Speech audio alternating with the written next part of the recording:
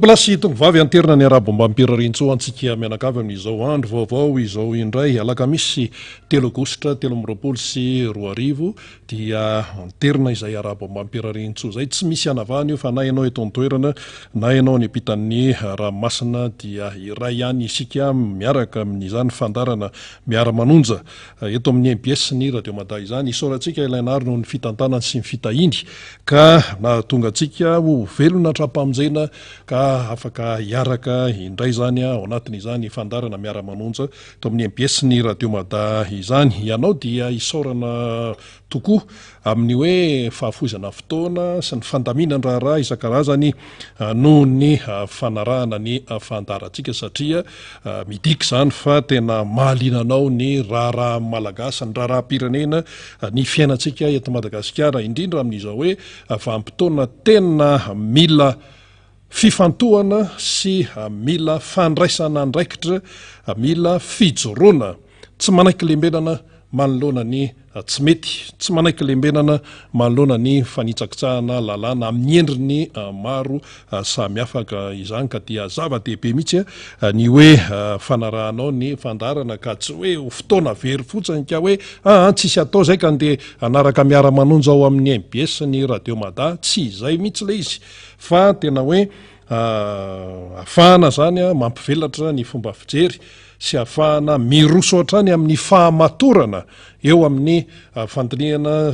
fanarahana ny raharaha-pirenena izany satria dia tsorona mihitsy fa misy ny mahazo tombontsoa amin'ny hoe tsy fahalalany ny malagasy sy ny hoe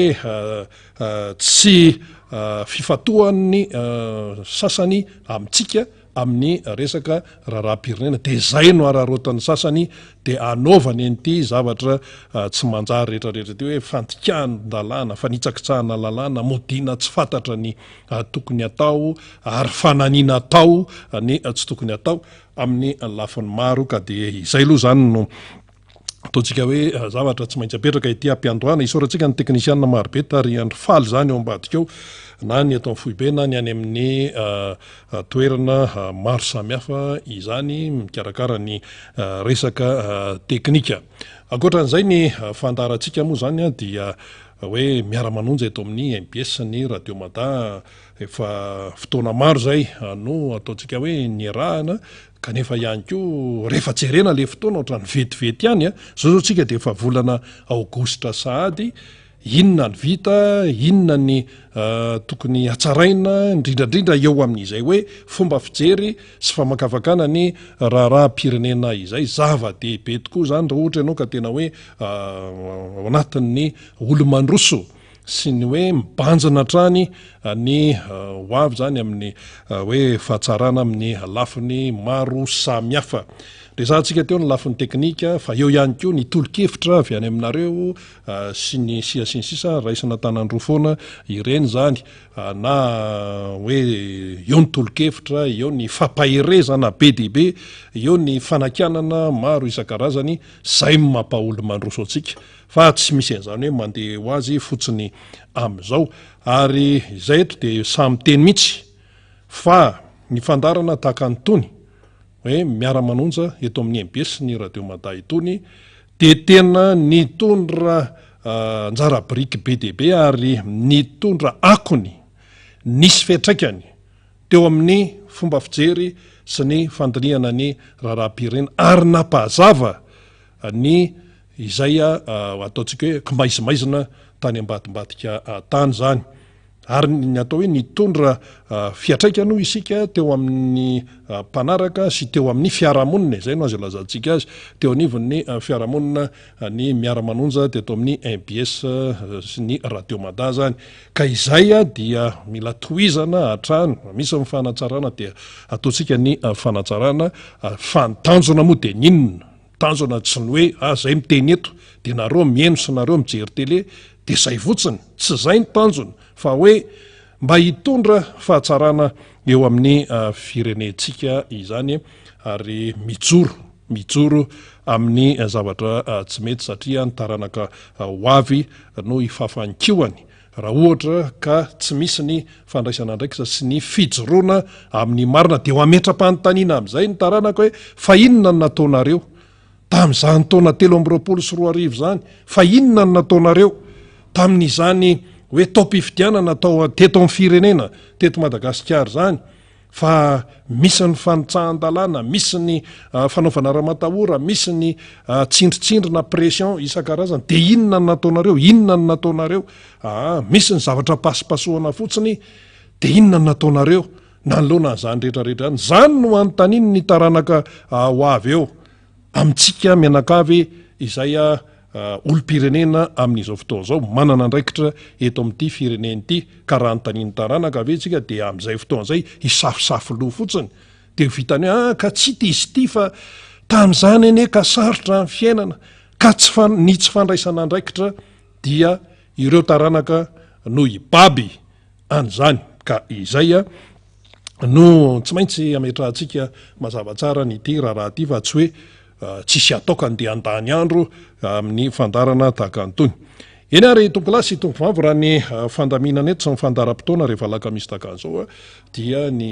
hiakatsehatra eto ny solombavambahoaka ny Madagasikara voafita amin'ny alalantika Madagasikara atao amin'ny distrikan'ny Ambohidratrimo, ny député Mambra Bendrina izany sady questeur fahatelo izy anivony aty amin'ny miram-pirenena tsy ivona ihany zany ary misana ihany koa izy ny andraikitry ny secrétaire général manana andraikitra an'izany izy anivony tiako Madagasikara ka dia hiaraka aminy isika rehefa apaka fotoana vitsivitsy eo zany na manafanira safo manantany ihany koa avy eo fa efa any izy mbola manao ny fandaminana maro samihafa ihany koa. Eny ary hidirantsika amin'izay ny votoatin'ny fandarana amin'izao fotoana izao zany. Manahoana ny atao hoe tempérament, manahoana ny atao hoe fiatrehan'ny malagasy an'izany hoe fifidianana filoham-pirenena izany. Malagasy ny tenenina amin'izay aloha amin'ny ankapobeny zany ny olo-pirenena ny eto Madagasikara amin'ny raha hoe atao indray mijery satria fa me manakaiky ny fotoana, fa me manakaiky ny daty fametrahana ny firotsahako fidiana, fa fantatra amin'ny fepetra momba an'izany, fa me manakaiky ny daty anombohan'ny propagandy, fa fantatra izay daty zay, efa me manakaiky ihany koa ny daty mpifidianana fihodinana voalohany ny 6 novambra. Manahoana ny fahitan'ny malagasy an'izay hoe fotoam-piomanana amin'ny fifidianana filoham-pirenena izay.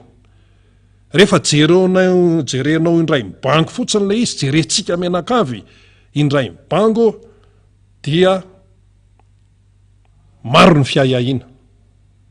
Misy ny atao hoe fanontaniana be dia be mipetraka izay mila valiny kanefa tsy misy valiny mazava tsara izay makany amin'ny vahoaka malagasy. Be dia be ny fanontaniana, be dia be ny fanamariana, be dia be ny fanakanana eo amin'ity resaka tontolo-pifidianana ity, fikarakarana ny tontolo-pifidianana, fa ny valiny azon'ny olo-pirenena dia tsy mazava, miodikodina fotsiny, nefa misy tompona andraikitra eto, miodikodina fotsiny na ny fomba fanazavana, maro moa zany dia hoe tena ohatran'ny mialabala fotsiny, ohatran'ny samy tsy te ho tompona andraikitra zany, manoloana n'le akta, manoloana n'le zavatra atao, kanefa iny zavatra atao iny dia misy fetrakany eo amin'ny tontolon'ny fikarakarana ny fifidianana. Le izy tsy tokony ho sarotra, le izy tsy tokony ho olana, fa ireo atao hoe manana andraikitra amin'ny sehatra isan-karazany amin'ity fikarakarana ny fifidianana ity, any no manao zavatra tsy araky ny lalàna dia manjary tsy mandeha amin'izay loany ny raharaha, lasa mipetraka ho azy ny fanontaniana sy ny fiahiahina. Tsy misy confiance zany zao amin'ny ankapobeny, tsy ao mihitsy le fampitokisana eo amin'ity fikarakarana ny fifidianana ity, eo mipikarakara dia ato akaiky ato ny vahoaka malagasy, zay anontanianao rehetrarehetra na karazan'olona inona io na karazan'olona inona na miasa eo amin'ny sehatra inona ny misy an'le olona na pikaramy io na mpianatra io fa feno taona mananjo ividy zany a na olona tsy anasy io na olona miasa amin'ny orinasa io na olona mipetraka tanan-dehibe io na ny any ambanivohitra io ny any tantsasiny tontolony ambanivohitra na ny ray aman-dreny zokiolona io jerefy ty knapsa misaviritaka tsy hita zy ilazana azy misaviritaka ambony ambany na ny olom-pirenena teratany malagasy any andafindrika io na ny olona zay manao asa teny io rehefa hoe karazana olona zany hoe citoyen malagasy no anontaninao am'izao fotoa zao arakaraky ny mampanatona lay mampanakaiky an'lay daty mpifidianana fifidianana président ny repoblika zay anontaninao rehetrarehetra de miazoazo zany miazoazo misy zavatra tsy azo ny antoka ao misy zavatra mampana azy eo amin'ny fikarakarana nyty resa-pifidianana ity mazava ny resaka tsy maintsy atao ny fifidianana io ny kiondalana tsy maintsy andalovan'ny firenena fa le tontolo mpikarakarana lay tontolo mpikarakarana tafiditra ao ny resaka teknika tafiditra ao ny resaka ara-tsaina tafiditra ao ny hoe fisarahan'ny fahefana sy ny andraikitra mazava tsara ahoana daholo ny fipetrapetraka zany rehetrarehetra zany hitatsika zany zao a fa misy misalovana amin'ny andraikitry ny azy ary misy ampanaovina zavatra tsy andraikiny préfet sy ny chef district io tenentsika foana io satria tena gaga mihitsy ny maro tamin'io hoe tena any ministeran'ny ady-tany no mibaiko ny préfet sy ny chef district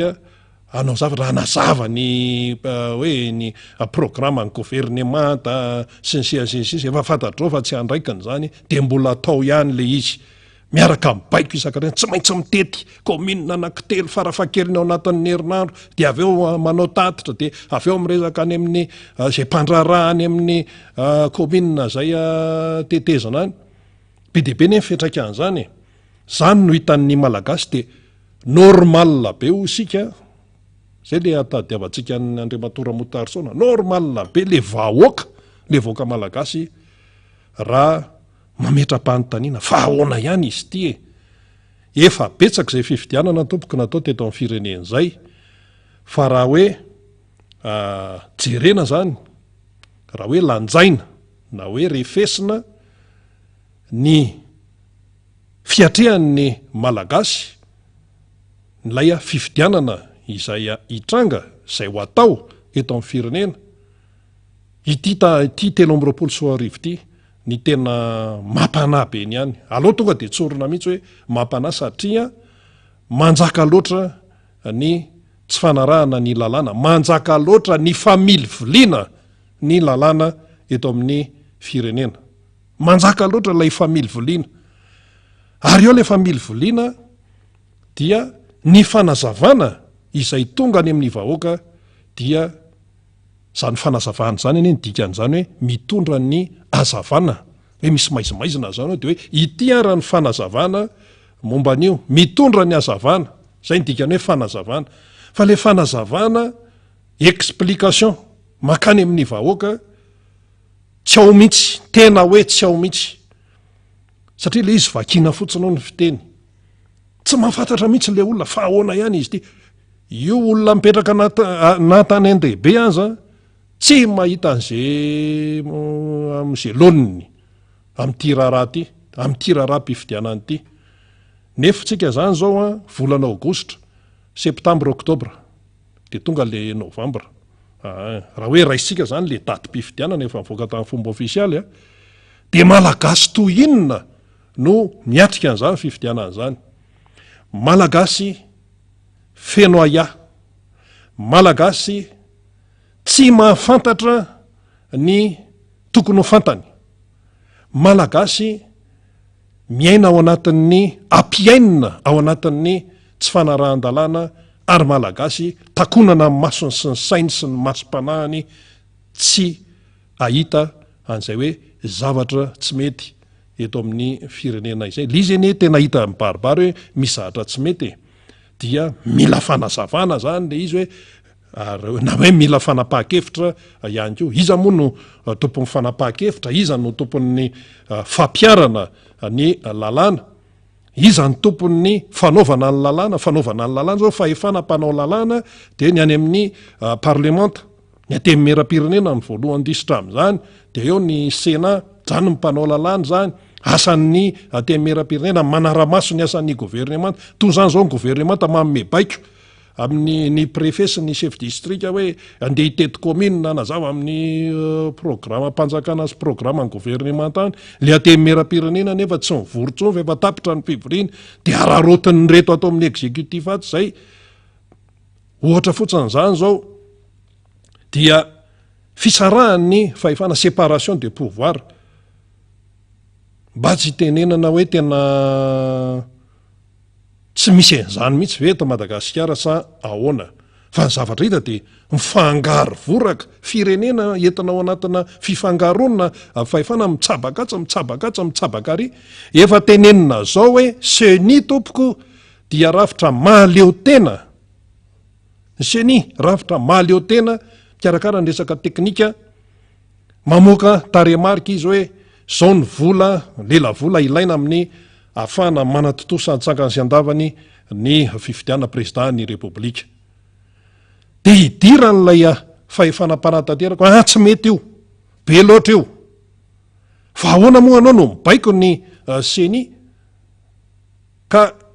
tena hoe any amin'ny zavatra tena saropaty, resaka teknika ane zany. Resaka teknika zany midika an'ilay fitenenany ny fahefana mpanantanteraka zany miteny ny seni sady tsy vitany hoe miteny izy fa ohatrany tena ohatrany hoe mibedy. Midikany de hoe tsy mahay nareo fa izahay mahay. Ka maninona raha tonga de ataon'ny fahefana mpanantanteraka ny fikarakarana ny fikarakarana fifidianana tonga de ataon'ny fiadinan'ny repoblika, ataon'ny aty amin'ny primature de vita. Fa inona ny ilana seni? Inona ny ilana an'io? Ary zay no natonga ny candidat président Marc Ravalomanana miteny foana ny seni zany mampatsiahy zay tena hoe gaga ny olona fa lasa ny candidat ny mampatsiahy ny tokony fomba fiasan'zany seni zany. Ka tsika raha vao miresam-pifidianana fikarakarana de tsy maintsy seni zay, tsy maintsy seni satria io nefa napetraka teo. Io nefa eo zany dia nefa le rafitra atsona hoe raha zay ny azo ilazana azy, le sehatra atsona hoe seni tsy afaka manao ny asany ao anatin'ny fahaleovatena sy fahalalahana. Vakina fotsiny amin'izay zavatra miseho ao. Tsy misy afaka mandahana zany, tsy afaka ny andainga vavan'ireo nivon'ny seni ireo fotsiny neny tsy miteny. Fa hitan'ny olona avy ety ivelany zany, vavandry zareo tsy miteny. Nefa niteny ny candidat président Marc Ravalomanana hoe mitenena ianareo, tiany hoe tsy raharahan-jazakely ka hoe vitavita fotsiny eny fa raharaha-pireneny ty, raharaham-bahoaka ty,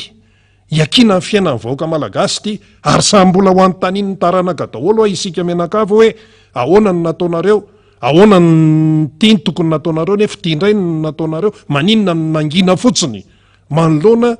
ny zavatra tsy mety. Rehefa tsy mety le izy tompoko de tsy mety. Raha ny lojika zany zao raha raisitsika izay zavatra zay, vao tamin'iny fotsiny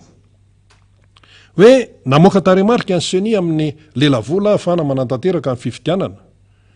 de vao niteniny tany amin'ny fahefana mpanantanteraka na présidence io na tany amin'ny gouvernemanta hoe tsy mety io fa be loatra io fa ataoviny révision aloha fa be loatra fa zao ny vola mampety an'io. Raha tena hoe mijoro amin'ny maizy azy tonga de nametra-pialana ny seni na hoe filohan'ny seni na aloana an'izay, satria tena hoe tsy mametraka araka ny tokony izy le tena maizy azy ny seni. Resaka teknika ny io matoa voaka le 140 milliards ariary mihoatra zay navoaka ny seni dia nisy kajy tao, nisy calcul tao, nisy ohatran'ireny le manao budget reny ohatran'ireny le manao teti-bolo reny na teti-bolo inona io na teti-bolo amina orinasy io na fireneny io na any fiangonana io hoe budget ny fahalalantsika azy na any amin'ny isa-tokantrano naiza misy fikaonandoha ary ny mikaondoha amin'io a de teknisianina satria ny teknisianina no mahafantatra ny zava-misy ao izy ao anatin'le sehatra no mahafantatra an'le zava-misy ary zay ny mahazava-dehibe an'le hoe indépendant hoe mahaleo tena ohatra ny tokantrano rehefa mana tokantrano zany ny zanaka ao de any izy fa tsy tokony hitsofotsofoana le zay fiainany any satria izy efa mitokantrano ria indépendant izy a izy mahalala ny teti-bolany zao ny fidianana vary zao ny fidianana ny tisitisti zao ny fianaran'ny ankizy zao ny isan'ny zaza teraka anaza mivady zay indépendant mahaleo tena tsara fa raha vao misy avany velany hitsofotsofoka ao am'le tokantrano le nde atao hoe tsy fiteny mitsomo hoe akizy na de efa be de be ary ny ankizy am'izao fotoana zao vao 4 taona de efa bevoka de efa tsy maintsy mitaiza kely fa nahoana rehefa hoe tokantrano ara-dalàna de indépendant zany le mpivady zany io fa raha vao hidikidiran'ny avary hidiran'ny avany hidiran'ny mpiaramoniny hidiran'zao hidiran'zao a misafiritaka io tsy manana fahaleovan-tena intsony ka ny seni zany a dia io le hoe indépendant io mba hitrikitrihana mihitsy rehefa mahatsapany eo anivony zany seni zany fa tsy manana ny fahaleovan-tena de tokony manipokan tokony samylaza ny vavany eo anivony seni hiteny eny no andrasan'ny rehetrarehetra hoe zahay ry vahoaka malagasy a dia mahatsapa fa tsy manana ny fahaleovan-tena anay zay fa misy hery avatsy misy hery avary a midikiditra amin'ity raha ty a asa mety misy ko ve any hoe mampanao ny zavatra tsy tokony fanao zao zany zao fanontaniana de raha zay zany zao tokony hoe tsy mety fa alao a ifampidinika zany eny toetsaina malagasy fa indrena malagasy ane zany fa le izy skirina ka orsenia ahoanareo fa ohatra ny tazana avaty ivelany ene ny maso mivoaka malagasy ane ohatra ny drone zany manidina avaty ambony ety de mijery de ny seni zany sy ny fomba fikarakarana fividianana atao ambany ato de ny malagasy am'izao fotoana zao drone ho an'izay tsy mahalala ny drone zany de téléguidé izy io bakiona avaty ananina aty de aty fa le maso ny tiana tenenina am'izay fa tsy le hoe bakiona akory fa le hoe maso mijery fitaratra vita zay le tsy enjery zay de mijery le vahoaka malagasy ny fomba fiasan'ny seni ary tsy ny seni ihany no arahan'ny olona am'izao fotoana zao fomba fiasany sy ny fiatsany fa zay sehatra rehetrarehetra mikarakara fividianana ny ACC ko zao arahan'ny olona maso mihitsiny ny fomba fiasan'ny fitsarana avy momba lalam-panorenana arahany be sy maromaso hoe ahoana tsara de ny ao anatin'izay ny olom-pirenena miezaka ary zay de mampirisika mihitsy vakio ny lalam-panorenana vakio ny lalàna vakio zay moa eto efa namme tolo-kevitra itsy miara-manonja teto amin'ny radio madasy ny embesy no ny teneny ity hoe inona moa no maharatsy an'izany hoe rehefa misy anorina tokantrano zany le misoratra soram-panambadiana any amin'ny mairie de ty le boky-pianakaviana misy aniny ty ny boky-pianakaviana de manao sini ao manaiky zao de rehefa vita iny inona maharatsy ny hoe le boky-pianakaviana iny de ampiarahana amin'ny lalam-panorenana satria ny tondro zotra eto amin'ny firenena ino ny baiboly ino ny tondro zotra fa raha manontany ianao zany zao ary tena hoe raha olom-pirenena anao tena mila mahay an'iny tsy enjery mihitsy ara ny tena mety ary tsy hoe mamaky fotsiny fa mahafantatra ny dikany sy ny fampiarana azy eto amin'ny firenena zay mantsy le hoe misy fanabadona gasy eto abadona le gasy abadona le malagasy hoe tsy fantatra raha mpanao politika zany mbola misy miteny an'izany raha mpanao politika zany fa ahoana moa ny hidirana am'izany nefa izy le miteny en'izay le hoe raha mpanao politika zay mihitsy tena fiainany mihitsy kay no finosiny no veotesiny zany antsona hoe lalam-panorenana zany mila mahay an'izany ka maninona ny tsy atao fa tsy atao le izy satria misy mahazo tombontsoa amin'ny tsy fahafantarany malagasy ny lalam-pandrena any amin'ny vaovao any amin'ny fandarana taka anytony any no afantaran'ny olona ny mombamomba ny resaka lalàna sy hoe adevitra ilaina ny adevitra mba ampisokatra ka iverenantsika le resaka hoe seni teo me manakaiky tompoko ny datim-pifidianana neonivon'ny seni nefa araka reny teny nataon'ny candidat président Marc Ravalomanana reny a tsy manana fahaleovan-tena sainina fotsiny fa le tena tsy ao tsy manana fahaleovan-tena raha ny fomba fahitana azy tonga de miteny avany ny avary tsy mety io voly io fa be loatra io ahoana moa fahefana avaiza no ahafahany fahefana mpanantanteraka na ny exécutif no mibaiko miseny nefa le izy tena lafiny teknika le izy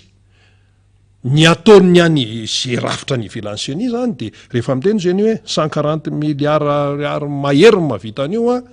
de no mitady vola manao ny fandresen-dahatra isan-karazany mitady ny fomba rehetra hoe ity zany ny tenen'ny seni de ahoana ny azahoanan'io vola io mbola resa-bola fotsiny zay fa ny dikan'izany rehetrarehetra zany tsy maritra ny avato amin'ny fahefanam-panantanteraka de mitsabaka amin'ny asan'le seni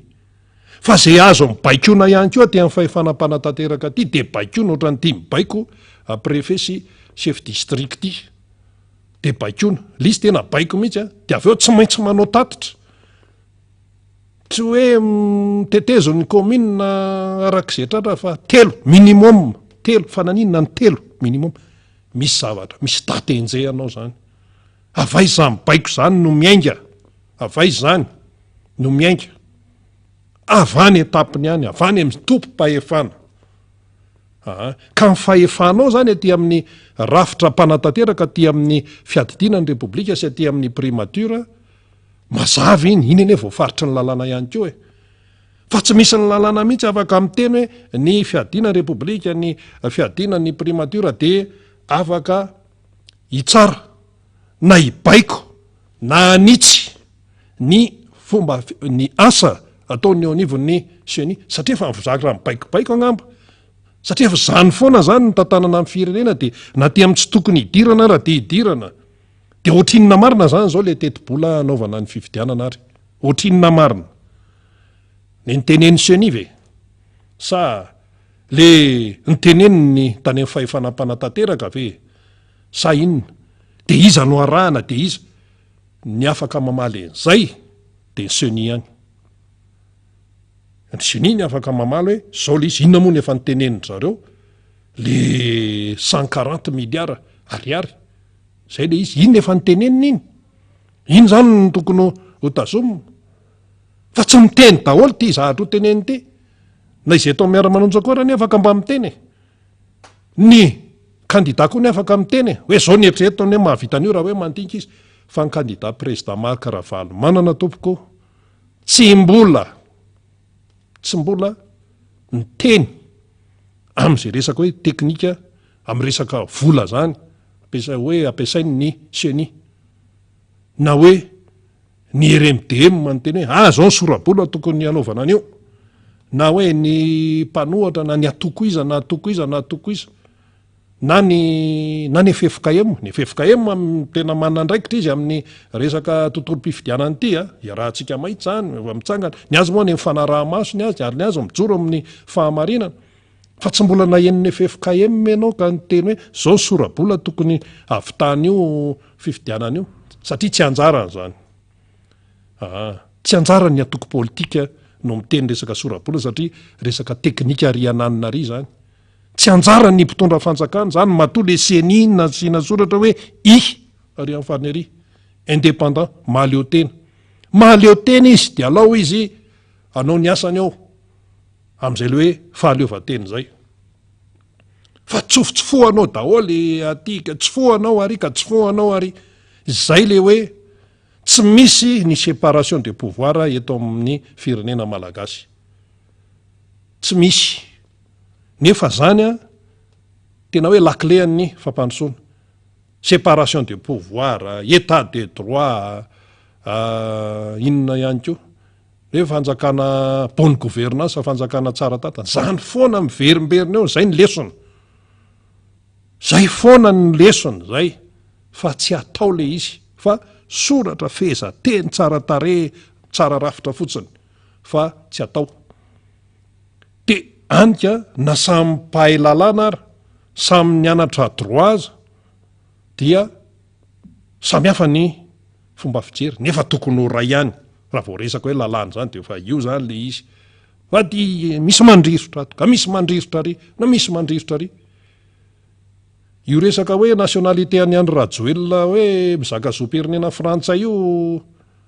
mbola resabe io a, misy miteny mantsy hoe le izy ohatran'ny manginginy, tsy manginginy zany io. Satria tena atao hoe goavana be raha raisina fotsiny amin'ny maha-malagasy, ary indrindra hoe amin'ny maha hoe filoham-pirenena malagasy, nefa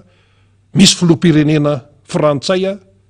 eo amboniny eo, satria izy mana zaka zoam-pirenena frantsay, de eo moa zany resaka lalany fanoritana eo, tsy tokony latsaka sy ny sisa de atony sasany hoe reto ane le fepetra hafahana amin'ny latsaka e, zao zany zao efa mivoaka misy 5 izy zay, hoe reto ny taratasy tsy maintsy foroniny zay manana eritreritra ilatsaka hovidiana ho candidat président ny république. De tafiditra ao mihitsy le hoe ao zany misy le resaka hoe certificat de nationalité malagasy, de hoe io zany anisany io de hoe ahoana io, de rehefa manana an'io certificat de nationalité malagasy io de afaka mirotsaka zany. De ahoana zany ny ambony, de ny ambony misy resaka hetra, tsy maintsy mijany eto Madagasikara mandritra fepitaona ohatran'izao, ahoana ny farim-pananana sisa misy kopitsopitsony ohatran'izany le izy. Fa eo amin'le fizakana zoam-pirenena de izy moa zany hoe tsy de nisy fiovana tamin'le fepetra tamin'ny filatsahako hovidiana tamin'ny 2018, de zany le izy amin'ny akapobeny. De eo zany miodikodina eo le izy. De ahoana ny article 42, ahoana ny article 46 sisa, fa zao no tianao resahana. Matoa le izy lasa resabe ohatran'io zany momba ny nationalité, hoe ny filoham-pirenena perinasa manana nationalité hafa, dia tsy ataon'ny malagasy ambanimbany zavatra ny fandiniana momba an'izany. Zany tsy resaka hoe an'ny mpanao politika fotsiny, zany tsy resaka hoe an'ny mpahay lalàna fotsiny, fa tena mahakasika fiainam-bahoaka zany, fa tsotra fotsiny tiano resahana. Eo zany resaka lalàna, de samy laza an'izay teneniny hoe raha ny lalàna mazava tonga de fa io article 42 tsy malagasy so ny Yahya Andry Rajoelina fa frantsay. Atondray miteny ka am'le zavatra takinane certificat de nationalité malagasy fotsiny takina fa tsy misy resaka hafa eo, ka rehefa manana an'io le olona de afaka milatsaka e. Fa ny tiano tenenina de ity, raha momba an'izay zany zao, raha momba an'izay zavatra zay, raha momba ny fiaina amin'ny malagasy zay tena hoe ao anaty fahasairanana amin'izao fotoana zao, dia ny feon'ny fieritreretan'ny Yahya Andry Rajoelina ny mamaly an'izay. Raha hoe zao ny efa fahatrana, zao ny fampitehan'ny firenena, tandremy tsara aloha fa ny atao hoe régime tsy resaka olona ray io fa resaka ekipa io zany tsy afaka ifanilika mihitsy, fa ny président de république na firenena iza izy ny numéro 1 de izy aloha no hitan'ny olona. Ka raha ohatra izy hoe ampanaovan'ny manodidina azy sy ny mpiara-miasa aminy zavatra tsy mety, de any foana no tsy maintsy ifatrarany amin'ny farany zany. Fa le atao amin'le mpiara-miasa tokoa samy manana izay heviny any, misy miteny ka misy manoditra manipoditra akondro le filoha hoe tena reo manodidina azy reo mihitsy zao. Tsy miditra amin'izany ny voaka malagasy. Ny voaka malagasy de hoe manahoana ny fiainany, nareo nefa eo de midemerde raha reo ataovy zay mahatsara ny fiainan'ny malagasy. Zay ny fantatry ny malagasy zay, fa zay fomba fiasany an-tapany tsy vakin'ny olona aloha. Fa ity vakin'ny olona aloha ty le hoe misaka zoam-pirenena frantsay ity nangataka de nomena nangataka nefa efa feno taona de lasa resabe le izy. De raha zay zany nyjerena dia miankina amin'ny fiofieritreretan'ny filoam-perinasa ny zavatra io. Raha ohatra zany izy tena hoe mijery tsara de mandinika tsara, makafaka tsara de asa anao ohatrany makisal okzay fa efa be zay fa lasa miteraka ho tombontsoan'ny firenena dia aloha tsy rotsaka amin'io satria lasa resabe. Anazy aloha zay mety koa izy ny tena za mbola afaka mirotsaka ako ty feniko dolo mifepetra araka ny lazain'ny ACC mbola afaka tsy misy manakana mihitsy raha mikorina atao anatiko ato rahana malagasy ka ahoana no sakatsakanana tsy latsaka za mafeno mifepetra mety zay ihany koa ny eritreritra de anazy zay anazy sy Andriamanitra zay fa aty amin'le vahoaka malagasy de zao le izy tia le resaka hoe filoham-pirenena manana zoam-pirenena vahiny ity akoatra ndetsika tsy resaka hoe lalàna ary fa akoatra resaka fotsiny maha olona resaka moralité zakan'ny malagasy ve zany hoe na hoe zakan'ny vahoaka amina firenena anankiray ve ny hoe le filoham-pireneny dia manana ny zoam-pirenen'ny firenena kanefa manana filoha izay ajaina izy sy manana lalam-panorenana hafa izay ajainy satria manana mizaka zoam-pirenena hafa. Zay le toe resaka moralité fotsiny resaka dikan'izany de hoe resaka maha olona fotsiny tsy resantsika ny resaka lalàna ka zao tsinona ny artikla 46 ka zao tsinona zao ny code de nationalité tsy resantsika zay fa amin'ny maha olona fotsiny hoe ny lehibe anao numéro 1 ao anatin'ny firenenao dia akoatran'ny hoe zoam-pirenena eo amin'le firenena dia mbola manaja sy miankohaka ary tsy maintsy manaja satria anao rehefa nomena an'iny zoam-pirenena iny de manao zélonneur tsy maintsy miankohaka eo manoloana ny fiandriana-pirenena firenekafa fiandriana-pirenena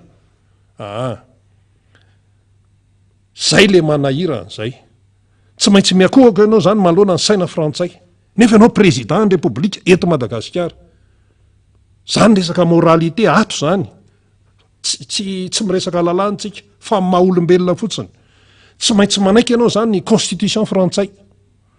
tsy maintsy mandohetra ianao zany any amin'ny kitapom-bola frantsay inona ihany koa tsy maintsy manaja ianao zany ny androm-panjakana frantsay zay mahafirenenan'ny frantsay zany tsy maintsy ajainao de raha ohatra ianao zany hoe malagasy fotsiny de tsy maintsy ajainao zany ny mahafirenena ny firenena sainam-pirenena hiram-pirenena ny armoirie ny faneva ny ohatra zany de ianao ny filoham-pirenena de ianao zany raha manana zoam-pirenena frantsay de tsy mijanona fotsiny hoe ka io anie mba ahafahako mba hoe mampianatra ny zanako tsia fa tsy maintsy manaja ianao alay fiandriana-pirenena lay firenena zay nanome anao ny zoam-pirenena resaka moralité zay no izingizinina eto zany amin'ity miara-manonjy eto amin'ny MBS radio Madady mba azahoantsika azy tsara tsy resaka lalàntsika fa tena resaka moralité fotsiny de ahoana zany ianao zany ahoana moa zany ny afahako mieritreritra hoe zakan'ny saiko ve zany zakan'ny sainy malagasy ve zany hoe ny filoham-pireneko izy numéro 1 zany eto amin'ny firenena kanefa izy tsy maintsy noho ny sony zay natao sy noho ny fanekeny ny fanjakana frantsay sonian'ny Manuel Valls sy i Cazeneuve tsy maintsy manaiky ary tsy hoe manaiky moa zany fa tsy maintsy manaja ny fiandrianam-pireneny ny frantsay sy motseky pitsopitso ny rehetrarehetra mombamomba ny la Frantsa de ahoana ny fandraisan'ny vahoaka malagasy an'izany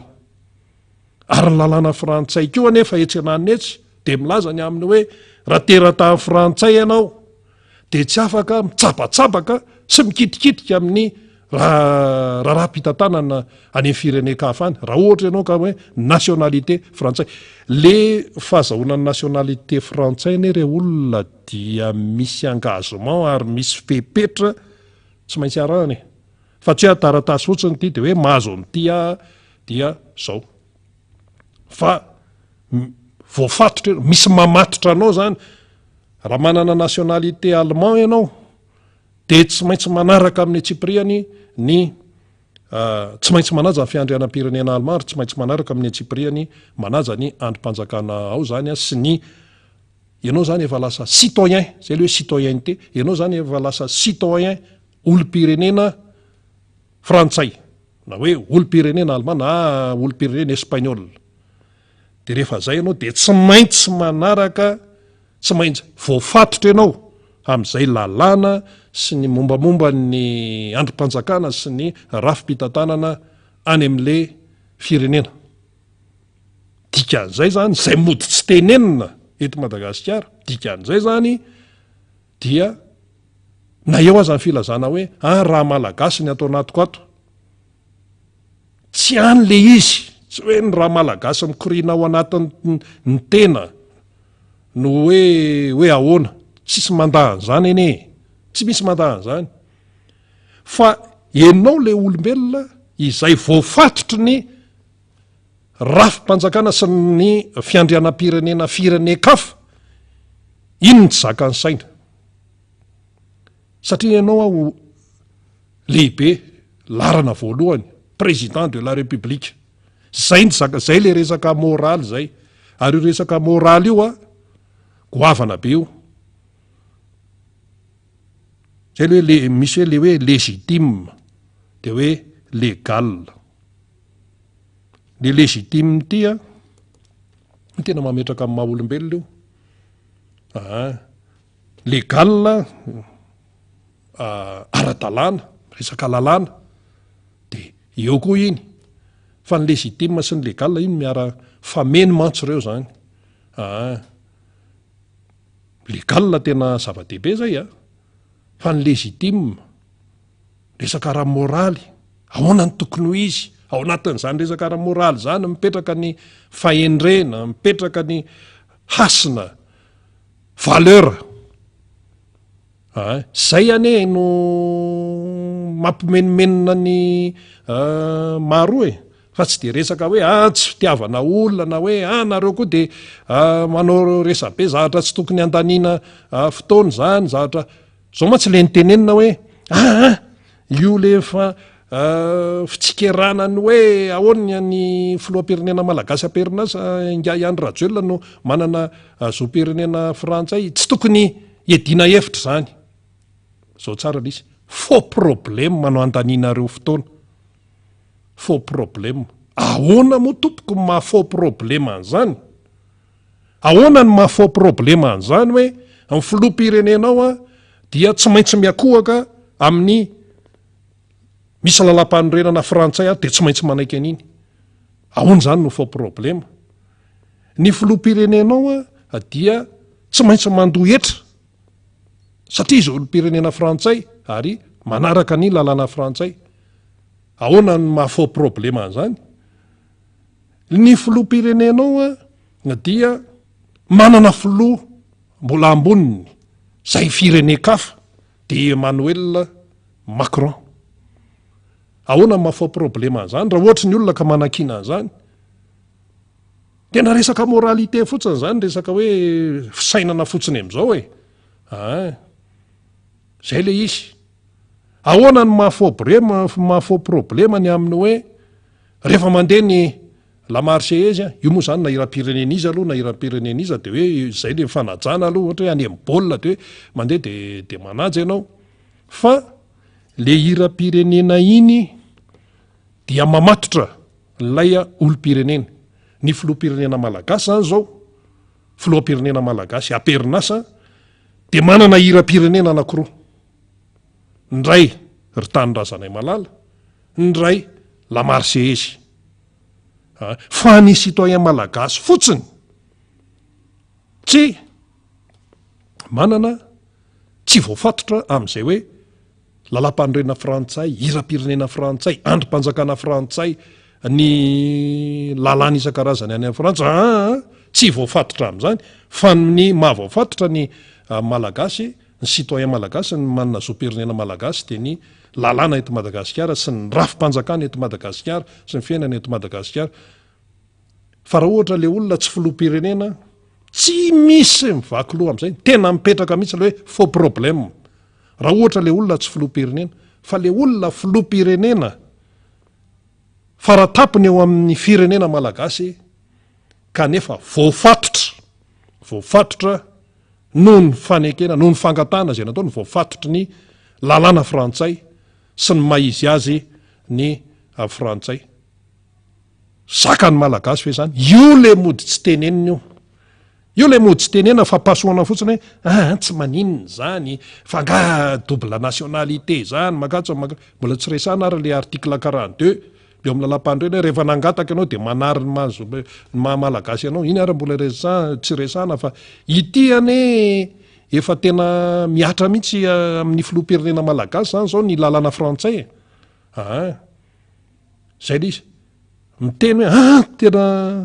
tsy azo oriana ny malagasy fa noho ny fitiavan-janaka, fianaran-janaka dia iza moa no zay le nilazaina mantsy tao amin'ny lampany avy loha tamin'le resaka tamin'ny mpanao gazety hoe iza ny ray aman-dreny tsy tiany zanany. Tsy any le izy, tsy any mihitsy fa mbo noeritreretina ve zany reto le vahoaka malagasy reto, ahoana zany mba tena hoe fametrahana araka ny tokony izy. Tsika foana miteny hoe teny foana tsika, ino zao miteny foana zany, tsy hoe isika moa zany fa ny ohatra ny eo anivony ny fitondrana amin'izao fotoana izao dia hoe Madagasikara manana ny fiandrianam-pireneny, Madagasikara manana ny fiandrianam-pireneny, souveraineté. Dia filoham-pirenena Perinasa Ingay Andry Rajoelina zany zao fiandrianam-pirenena firy no ananany, tsy fiandrianam-pirenena malagasy ihany fa tsy maintsy manaja ihany koa izany fiandrianam-pirenena frantsay. Zay le tsy zakan'ny malagasy zay hoe ahoana ny filoham-pirenenay no lasa eto izy nefa tsy maintsy voafatotra izy amin'ny fanajana ny resaka momba ny frantsay ny eo amin'ny rafim-panjakana. Zay zany le izy. Ka io zany tsy resaka hoe malalaka izy amin'ny safidy, fa raha zay zany raha tena hoe mametraka tsara izy amin'ny citoyenneté frantsay azy ka hoe ho avy mantsy le daty le fantatsana fametrahana ny filatsako fidiana zany dia ho hita eo iankina fotsiny amin'ity le hoe certificat de nationalité malagasy ity ve sy mameno an'ireo kipitsopitsony 5 izy teo apetraka Ingay Andry Rajoelina raha hoe ilatsaka izy zany sa ato mantsy misy mikopaka manaova ihany ianao Andriamatoa filoha fa tena zao fa zay eto zay zao tena mbola vita io zay matokisa sy ny sisa zany misy zany io zany miankina amin'ny feon'ny fieritreretana sisa anazy zay fa nazavaintsika dia izay hoe le resaka maha olona mihitsy zay nanontaniana dia any ny problemany eo ny resaka lalàna fa matantantalàna antsika ihany koa ne tsy tokony hisy ady hevitra zany rehefa io ny voasoratra dia ampiaro fa ohatrany hoe mazoto aty amin'ny kristianina ty hoe mazoto mamaky baiboly dia zay no mizesy teraka ny tany hoe za tena mpamaky baiboly nefa mamaky fotsiny fa ny tsy mampiatra tsy fantany akory le votoatiny eo mamaky dia zay le fitaom-pivavahana tamin'ny MBS tamin'ny maraina iny zao tena atao hoe tena mitondra tena haim-panahy ava mihitsy, tsy hoe tsy mitondra ny hafa fa ny androany iny zao dia tena betsaka mihitsy ny tena hoe tena velombelona mihitsy alizy tena hoe manoro inona moa no nitenenina tao ozy le mpitandrina hoe ny mpitarika ozy izy hoe mipitarika mijoro amin'ny finoana ozy a tsy hoe tenitenenina fotsiny tsy hoe slogan fotsiny hoe anao za mipitarika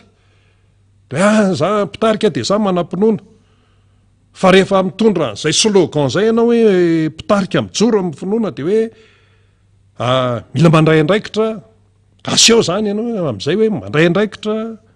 miara-miasa amin'ny hafa mampahery ny manodidina ary mitondra ny olona makao amin'ny Andriamanitra zay le toritety tamin'ny maraina iny hoe mpitarika mijoro amin'ny finoana de hoe zany a rehefa miteny an'izay ianao zany rehefa zay ny slogan entinao de mila mandray andraikitra ianao mahay miara-miasa amin'ny hafa ianao mahay mampahery ny manodidina ianao mitondra ny olona makao amin'Andriamanitra ianao fa tsy tenitenenina fotsiny le izy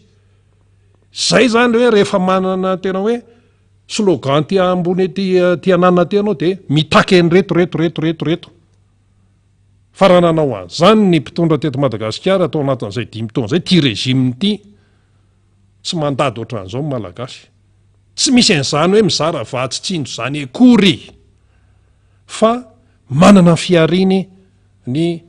isam-batan'olona ny isa-tokantrano raha tsara ne ny asa-piariny raha misy ny asa mahavelole inona ny ilana vatsitsindro le olona isa-tokantrano ihany de efa mahavelo tena fa matoa izy milahatra vatsitsindro ohatran'le atsy ambadika iatsy a de tsy mahavelo tena intsony tsy isanina intsony zara raha miaina fitazomanaina sisa misy eto Madagasikara zany zany mila zay le izy mila fantatsika tsara zany fa tsy hoe resadresahana fotsiny de pasipasohan'ny olona ery de iny raha milahatra be zany lay malagasy manao tohivakana be lay milahatra vatsitsinjo de ny tokony ao an-tsaina voalohany indrindra de ny hoe tsy mety zao tsy mendrika amin'ny malagasy zao fa malagasy manana asa-piariana mahavelo lazy zay no izy ka rehefa mandalo ny olona de hoe io no taratra ny tsy fahaiza-mitantana eto amin'ny firenena fa tsy hoe ka nisy covidako ka nisy ady tany Ukraine nga io ady any Ukraine io tapitra mihitsy tsy ho tapitra io zao le izy vao mainka mienjana inona vao tao anatin'ny 4 ora zao vao mainka tonga any amin'ny frontière-ny Ukraine any ny parasitiste américaine fa fandolondolo eo mantsy de ny ety Afrika koa jerevy izy zay ane no atao hoe tsy vita amin'ny mialabala ity fitantanana ny raharam-pireneny ity solution vahaolana ny tadiavan'ny olona zao de zao ny tadiavan'ny olona fa tsy faiza-miresaka sy fampanofisana etsero raha nde zany ny hoe fifidianana dia aloha tena azava tsara izy rehefa mitondra fanazavana ny tompona ndraikitra de azavao fa tsy eo miodikodiny eo ty resaka nationalité any Rajoeliny ty hoa zao io mbola mitoa io ary mbola eny foana any rehetrarehetra any mbola mitoa io misy mansa miteny le izy ohatrany nangingina tsy manginy zany io Emmanuel Macron ary zao filoham-pirenena frantsay de efa mijery fandaram-potoana fa andray andry Fanir Soernef hoe ho raisiko nareo izy Emmanuel Macron fa ahoana koa zany matoa zany no filoham-pirenena frantsay mijery fotoana ka andray izy audience zany andray andry Fanir Soernef satria ny Fanir Soernef de napafantatra tsara ny mpitondra frantsay nisy zany filoham-pirenena frantsay hoe misy an'ity ty zavatra ty tompoko ohatran'izao misy tera-taninareo frantsay tondranay ary a Madagasikara ary manao an'izao ahoana tsara ny ahoana fipetraky ny lalàna frantsay am'izany de io izy nga Emmanuel Macron araka ny tenin'ny Fanir Soernef zany hoe ho raisiko nareo matoa zany ny filoham-pirenena frantsay nanapa-kevitra hoe andray andry Fanir Soernef zay miaraka aminy any dia tena mahaliana azy zay zavatra zay mampieritreritra ny mpitondra ao a Frantsa zay zavatra hoe inona ny zavatra ao Madagasikara eo, ary inona ny tranga ao n'izany antsoina hoe Madagasikara zany atsoatsy, nefa le firenena hiatrika fifidianana. Problema ty tsy mitovy amin'ny any Sahel, so indray de misy manao itsin-dalana indray hoe ka misy mikorotana ave any Niger any de sao d'ohatran'izany aty tsy mitovy. Any resaka Boko Haram, any resaka uranium, any resaka misy hery vahiny sy ny sisa. Fa neto Madagasikara zavatra hafa sy tena sujet hafa mihitsy neto. Fa zao samy manany tranga mantsy ny isam-pirenena. De neto Madagasikara hafa mihitsy. Ary na nitoetra aza, zay zany mba tonga ao an-tsaiko izy de ho resahako kely. Na nitoetra aza marina isika hoe nataon'Andriamanitra ty amin'ny kontinantany Afrika. Fa ny toetra malagasy tsy de mitovy loatra amin'ny toetran'ny Afrikanina. Tsy mitovy. Le resaka géographie fotsiny hoe aty atsiminy kontinantany Afrika ty misy atsika de hoe aty amin'ny kontinantany Afrika tsika. Fa ny fiainantsika malagasy amin'ny ankapobeny io misy any famatorany amin'ny Afrikanina. Fa amin'ny ankapobeny ataoko hoe hatrany amin'ny 80% hafa mihitsy. Hafa mihitsy ny fiainantsika. Tsika zany tsy de mitovy loatra amin'ny mentalité afrikana, tsy de mitovy loatra na ny kolotsaina, na ny fahendrena, na ny maizy atsika zany dia tsy de mitovy loatra amin'ny afrikanina. Ka izay no mampanahirana ny raisam-pirenena hoe ahoana marina ary reto malagasy reto amin'le tonga amin'le fandaran'ny Germain hoe fa ahoana marina tsika ty, ahoana marina. Fa i malagasy io rehefa taitra ny lohany, hita zany tamin'ny tantaram-pirenena zany fa tsy hoe izay miteniteny eto tantaram-pirenena hatrany alohabeta, hatrany amin'ny fampanjaka, hatrany amin'ny fanjanahantany. Rehefa taitra ny lohany tena tsy voatohatra hoe zany Rabe Zavana, Rakotondrabe Samuel, ao ny fitiavan-tany Razanadolo zany, tsy voatohatra zany. Fa rehefa taitra malagasy io manahirana mba tsy tenenana zavatra hafa, manahirana io. Ka so ny sasany mieritreritra hoe Abadony reo, de mody mena an'izao kely reo, de mena vatsitsinjo reo, de zaraina an'izao, de anaovana spectacle reo, de mangina. Firy zay ny tatsany ankatrateto hoe hafa ny taloha, fa tena manaraka zay, tena mandinga zay, mba hitsonjovanay ny taranakay. Zay le izy zay. De zany le antsoina hoe Madagasikara. Na ny tena arany miresaka an'liza menatra zao André Gédésil de manoloana ny avenue de l'indépendance eo Analakely, de misy saina nireo firenena andray anjara, de ianao zany raha zay nijerena de hoe tena mandroso le Tananarivo, tena mandroso le Madagasikara, tena mba madio mahafinaritra. De mikisaka kely makaty satria any misy an'le site, le toerana anaovana ny compétition maromaro au Palais des Sports, ao amin'ny Kianja Mahamasina aloha ny anarany io. Izy moa zany natao hoe Kianja Barea, fa stade municipal Mahamasina ny anarany io. Le hoe Mahamasina, le anarana Mahamasina mihitsy mitsoahany sasany tao de ny soloany hoe Barea. Tsy hoe manensika amin'ny Barea na ohatr'izany fa zany Barea zany koa teny malagasy zany. Fa le fitondrana amin'izao moa teny mihitsy ty manovanova ty, mametraka ny empreinte-ny hatrany anaty rova, asiany empreinte-ny dao, asiana teny frantsay kely fa zay ny tian'ny sasany mantsy. De Mahamasina asiany empreinte-ny, de ary amin'ny fanamboaran-dalana ary asiany empreinte, de hoe zay ny tena nanao fa ny hafa tsy nanao, tsy nisy nanao tao anatin'ny 80 taona fa zay ny nanao azy. Zany le fisehosehoany zany ny tena aingana be mihitsy le amin'izao fotoana zao le régime zany, raha vao amin'izay hoe fisehosehoany zay ka ahafahana miseho, raha vao fetifety ka ahafahana miseho, ahafahana mitsinjaka, de zay le izy. Fa ianao mitsinjaka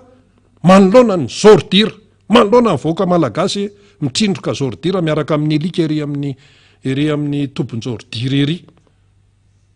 De ahoana zany? Nefa raha vao misy hoe mitsinjaka de mitsinjaka, manahirana zany de zay le izy. De hoe vao Gédésil de ny eo Mahamasina sy ny manodidina eo, iny Anosy iny, dioviny ery sy ny eo eo Analakely. Fa ahoana ny any amin'ny 67? Ahoana ny zordira ery Ambatomainty ery? ahoana ny zordira eny ambopo ahoana ny zordira any amin'ny faritra maro beoririka betsaka andravoangy ambody vona ety aminay etya lalana makatia nosy-patrana aty menga avy any Andavamamba de eo nalalena Andavamanga sy Lahambato de misy tetezana zordira amin'iny lalana iny atsy ambanina tsy mbola feno manaraka ny trottoir aiza moa le olona tsy andeha aty ampovoan'ny arabe ko feno zordira raha tsy mpivarotra ny any amin'ny trottoir de zordira de aty amin'ny arabe izy mandeha de voadona amin'ny bisikleta izy na voadona amin'ny fiara izy na ohatra zany ny sasany efa milaila de voatosiky ny namana izy de mirona tapaka aty amin'ny arabe aty de voahitsaka na voakosoka na voakasoka eo amin'izay raikitra ny kitabataba fangaro ireo vahiny ireo azonao ferana hoe aza mandalo ary aza mandalo any amin'ny 67 aza mahalalaka izy ary reny mihitsy ny tena tiany zay hoanina tonga le mpanao gazetin'ny télévision Vatican mpanao gazetin'ny KTO tonga de teny amin'ny la réunion kely izy ny nandeha tany izy ny nandeha nga izy azonao sakanana ianao zany hoe tena madio tamin'ireny fahatongavan'ny Papa François reny Papa François zany hoe nanana hoe eto izy de makato izy de fatana aiza daholo ny lalany diodiovy asory daholo ny 4 mi fetsaram-belatsiny dikan'izany ka raha hijanona mandavataona eto zany ny Papa François de vitanao zany tananantananarivo miazona anantananarivo adio lalandava adio isanandro fa rehefa madio ny tanàna de madio ny saina madio ny fanary fa rehefa maloto ny tanàna de maloto ihany ko lasa maloto ho azy ny saina ianao vao mivoaka an-tranao tonga de zordira manepitra ny andalovanao de iny ianao de efa sorena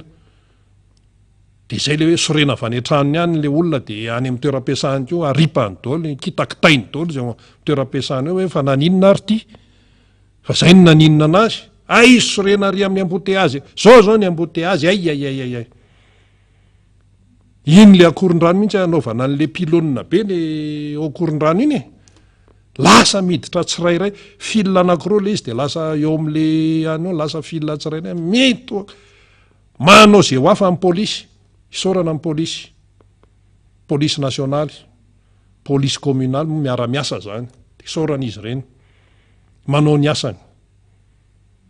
fa tena rehefa tena enjana ny amboteazy miasa mafy amin'ny polisy fa indraindray tsy mahofoka mipotrany tsy hitan'le polisy tsony zay atao fa de isorana izy ireny zany fa tiana tongavana de izao ny amin'ny hoe tsy atao mahagaga raha ohatra ka tsy tafavoaka le firenena raha ohatra ka misavoritaka tsy mahazo antoka amin'ilay hoe tena fiantohana madio tsara n'ilay fikarakaraham-pifidianana ny vahoaka malagasy satria misy fangarona misy mitsabaka amin'ny tsy tokony ho tsabahana misy fandikan-dalàna misy tsy fahaiza-mitantana misy atao hoe fanaovana beloha fotsiny fanaovana beloha zany eny didijadona eny dikan'izany ka raha vao zay ny hitondranao azy de efa tsy mety mihitsy io tsy mety de tsy gagitsika raha ohatran'izao ny fandehany zany hoe io resaka fiahiahina amin'ny fikarakarana ny tsy fipetrahany fitokisana 100 eo amin'ny olom-pirenena amin'ny fikarakarana fifidianana io de taratry ny tsy fahaiza-mitantana eto amin'ny firenena io zay inona moa nalean'ny sadeka teto nalean'ny sadeka teto dia mitsapa ny alalan'ny rano nanao fiainona mijery ny zava-misy ny eniny tatsy dia avy eo amin'izay izy efa nresahana teto moa zany dia avy eo amin'izay izy mitondra ny tatitra makany amin'ny fohibeny ihany anisany nanontaniany sadeka ny maso ivo zay miasa eto Madagasikara miasa somonina eto maso voam-pirenena marobe anontaniany sadeka reny hitany sadeka io zavatra problema ny seni io hitany sadeka ny tsy fahaleovan-tenany seni hitany sadeka ny fitsapatsapahany fahefanam-panatanteraka amin'ny resaka teknika amin'ny fikarakarana amin'ny fifidianana hitany sadeka daholo ny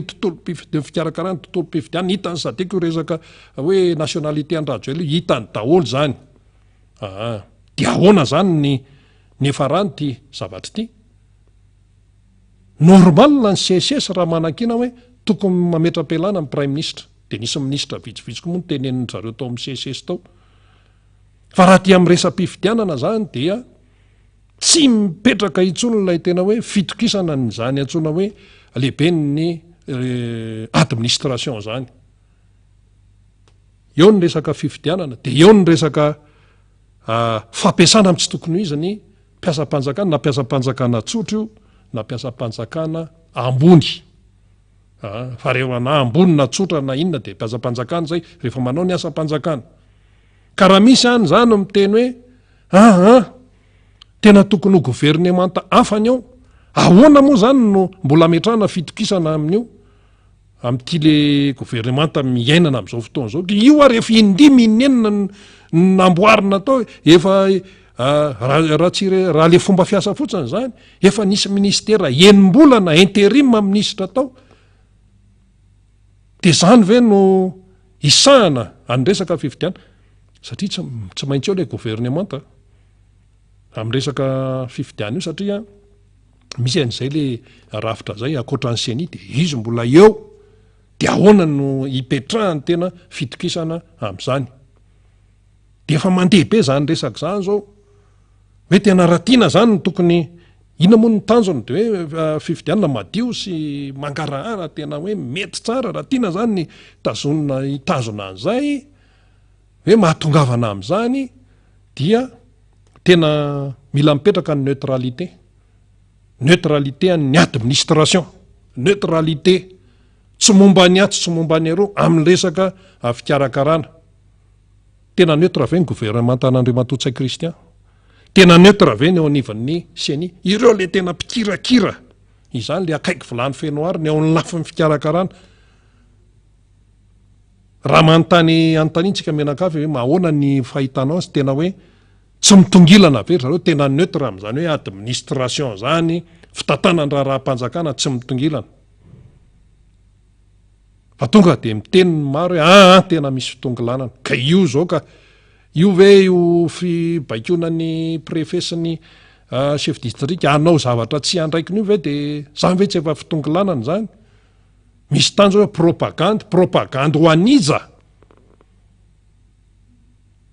na propagande etsonan'io na inona etsona io, fa tena hoe manasoaso zay le teny malagasy, manasoaso, asaina manasoaso, satria manazava ny programme gouvernemental le asaina manao zany le préfet sy chef district, manasoaso tompoko ny dikan'izany sy manindraindra, manasoaso sy manindraindra, manasoaso sy manindraindra ny mpitondra. Zava-bita ny gouvernemanta, programme anasan'ny gouvernemanta, manasoaso ny dikan'izany. Ka tsy zay mihitsy le izy. De zay ve no hoe afaka hiantoka ve zany régime izany, zany gouvernement zany amin'ny resaka hoe tena hoe fifidianana madio, tsy mitongilana? Ato moa misy an'le efa misy an'le anisan'le pitsopitsony hoe takina zany, hoe takina amin'ny ireo lay rehefa le hoe manatanteraka propagande zany zay candidat eo de hoe tsy tokony misy fanavakavahana, fa tokony mitovy leta tsara, tsy tokony misy fiangarana voateny any anatin'le hoe lalàna tsy maintsy arahana moa zany zay le fitsipifehezana amin'ny terezam-pifidianana ity, le hoe fampiasana ny hainao manjerim-panjakana. Tsy zay ko raha le izy, tsy hainao manjerim-panjakana fa hainao manjerim-bahoaka, an'ny vahoaka io tokony hitovy tantana, tsy misy omena lanja hafa sy ohatran'izany. Fa tena zany ve misy klizy ara? Tsy mbola tsy resam-pifidianana akory, mbola tsisy resam-pifidianana, ianao ve mba nahita na naheno tao aoriana ny fasiafasana ataony candidat tamin'izany, candidat Andry Rajoelina, candidat Marc Ravalomanina atao amin'ny TV, tao aorianan'iny ve enao zany mba nahita nanaeno tao amin'ny ainao manjery-mpanjakana ainao manjerim-bahoaka hoe ny président mahakaravaly manana invité spécial ao niakatra tao amin'ny plateau tao fa naheno ve anao nanahita tsy mbola kanefa filoha teo aloha any amin'ny firenen-kahafany reo Obama ny Amerika rehefa de atsony izy de tonga ny any Frantsa iza ny filoha teo aloha zao Sarkozy moa fa manao bracelet électronique ary iny efa afy iny fa iny efa voasazy fa ry François Hollande misy fotoana ry François Hollande atsony ny télévision mpanjakana any Frantsa TF1 moa zany ny atoko-panohatra ny tena extrémiste niakatra ao fa izy fa le ny eto amintsika hoe sarotra anao efa nisy député antime mba atsona tsy fangaza zany fangaza any resaka hoe tselitselika zany satria ny olona mandoa hetra amin'io zany ny veloman'io fa tsy fanana ny mpitondro io tompoko io TVM serenen'io fa fanana ny vahoaka io le mpitondro am'izao fotoana tambola tsy teo amin'ny fitondrana mipetsipetsoka ery ka zao tena tsy mety mihitsy zany ny antony nanonganana amin'ny président mahakaravaly manina teo ary zao ahoana reny ene ananaty arsiva daholo ka hiatrika fifidianana de oka le fifidianana mba tena adio sy angarara de alao tena mba hoe anana ny tena fahaleovantenany zany CNI zany fa tsy tenitenenina fotsiny de tsika ve zany tsika mantsy oatra hoe mamelesona ny hafa rehefa mivory any ivelany any de mamelesona zao ny malagasy any aminay tongava ampiasa vola any aminay nareo mpandrara vahiny fa tena misehatra mihitsy ahafahanareo mampiasa vola any iza no ampiasa ny volany etiako ny jiramara tapaka lafa zao de hoe afaka telo herinandro tsy efa dila ve zay le telo herinandro hoe tsisy délestage zony fa mbola misy amin'ny alina indray mantsy le izy ny tapahany ianao zany restaurant ato tapahany ato de tsy mahita de tonga ny atoandro de mandeha le herinaratra zany de hoe tena ohatra mba tsy tapaka kosa amin'ny alina tapahany amin'ny alina any ny toerana sasany eo amin'ny folo alina eo ianao zany rehefa restory reraky ny asa mandraraha de matory ianao zany any ivelany maizina be iza manjaka rehefa maizina amin'ny maizina indrindra eny mila ilaina ny mazava ilaina ny jiro kona ny tapahana le izy fa io na amin'ny andro etandro na amin'ny andro alina ilaina foana ny angovo satria zany no mampiodina ny toe-karem-pirenena de iza ny opérateur tonga aty iza raha ampiasa groupe izy ampiasa mpanao mbola investissement hafa mihitsy zany gazoal 4 litre no aleveo mijiramara ne mandeha gazoal io problemana carburant io de misy fiatraikany any amin'ny kajy isan-karazany zany amin'ny fitantanana zay le fipetraky le raharaha de zao zany zao hoe ny filoham-pirenena malagasy naperinasa Ngaiandry Rajoelina anao visite officielle any Rwanda amin'ny 7 sy ny 8 aogositra ho avy zao inona moa zany fitsidiana amin'ny fomba ofisialy amin'ny lafiny anankiray aloha analizany atsika voninahitra zany voninahitra omeny ilay firenena izay andehanana visite d'état fa ny olona malala fomba iza malala fomba ny Rwandais satria zany ny filoha Paul Kagame dia anisan'ny vahiny manakaja nasaina teto Madagasikara tamin'ny 9 Jona 2024 de raha raisina amin'izay zany de ohatrany hoe fity mifamaly satria malala fomba ny Rwandais dia hoe asaina makany zany ny filoha malagasy Ngaiandry Rajoelina anao visite any zany fitsidiana amin'ny fomba ofisialy 7 sy 8 aogositra inona moa no hoentiny zany fitsidiana ofisialy tahakan'ireny tahakan'io metin'ireny zany dia eo le fampiresahana eo ny fifanakaloza-kevitra ary eo ny fampizarana zay hoe miato zany mba mizara amin'ny ato de ny ato malagasy zany filoha malagasy mba mizara sy azo zaraina amin'ny Rwandais de ny Rwandais zany mizara zay afaka zaraina amin'ny malagasy zay reny de ahoana ny ijerena ny fiaraha-miasa sy ny sisa de mety ho fianarana ihany ko de zao ary le izy raha hoe misy zany zay fanakalozan'zay eo amin'ny tany tolomantsy zao le hoe bilateral hoe fiaraha-miasa amin'ny firenena samy firenena Madagasikara Rwanda hanao fitsidiana amin'ny fomba ofisialy ihany ny filoha Andry Rajoelina amin'ny 7 sy ny 8 Aogositra 2024 satria dia nasainy ny fitoram-panjakana Rwandais de tongany zany zao zany tsy maintsy resaka iseho ao fanakalozan-kevitra inona ny afahana miara-miasa dia fampizara traikefa inona ny traikefa amin'ny malagasy ho ampianarina ny Rwandais malagasy ve no ampianatra ny Rwandais sa ny Rwandais no ampianatra amin'ny malagasy vao tonga any Kigali fotsiny de hoaizany vao eo mihitsy zay no nijery tompoko ny hoe manahoana zany tanàna ny Kigali fa tsy misy zordiro ohatran ny eny Andravoahangy any tsy misy olombelona mikaroka zavatra ao anaty zordiro miaraka amin'ny Toto any Kigali madio be ny tanàna any Kigali ny fari-piaina ny Rwandais ambony be nefa firenena tamin'ny taona 70 tompoko rotiky ny ady mifanenjika tamin'ny Antsibe ny Hutu sy ny Tutsi ady atrano ady boko zavatozy zany fa nahatsapa ny filoha Rwandais Paul Kagame hoe tena tsy mety ty mahamenatra ty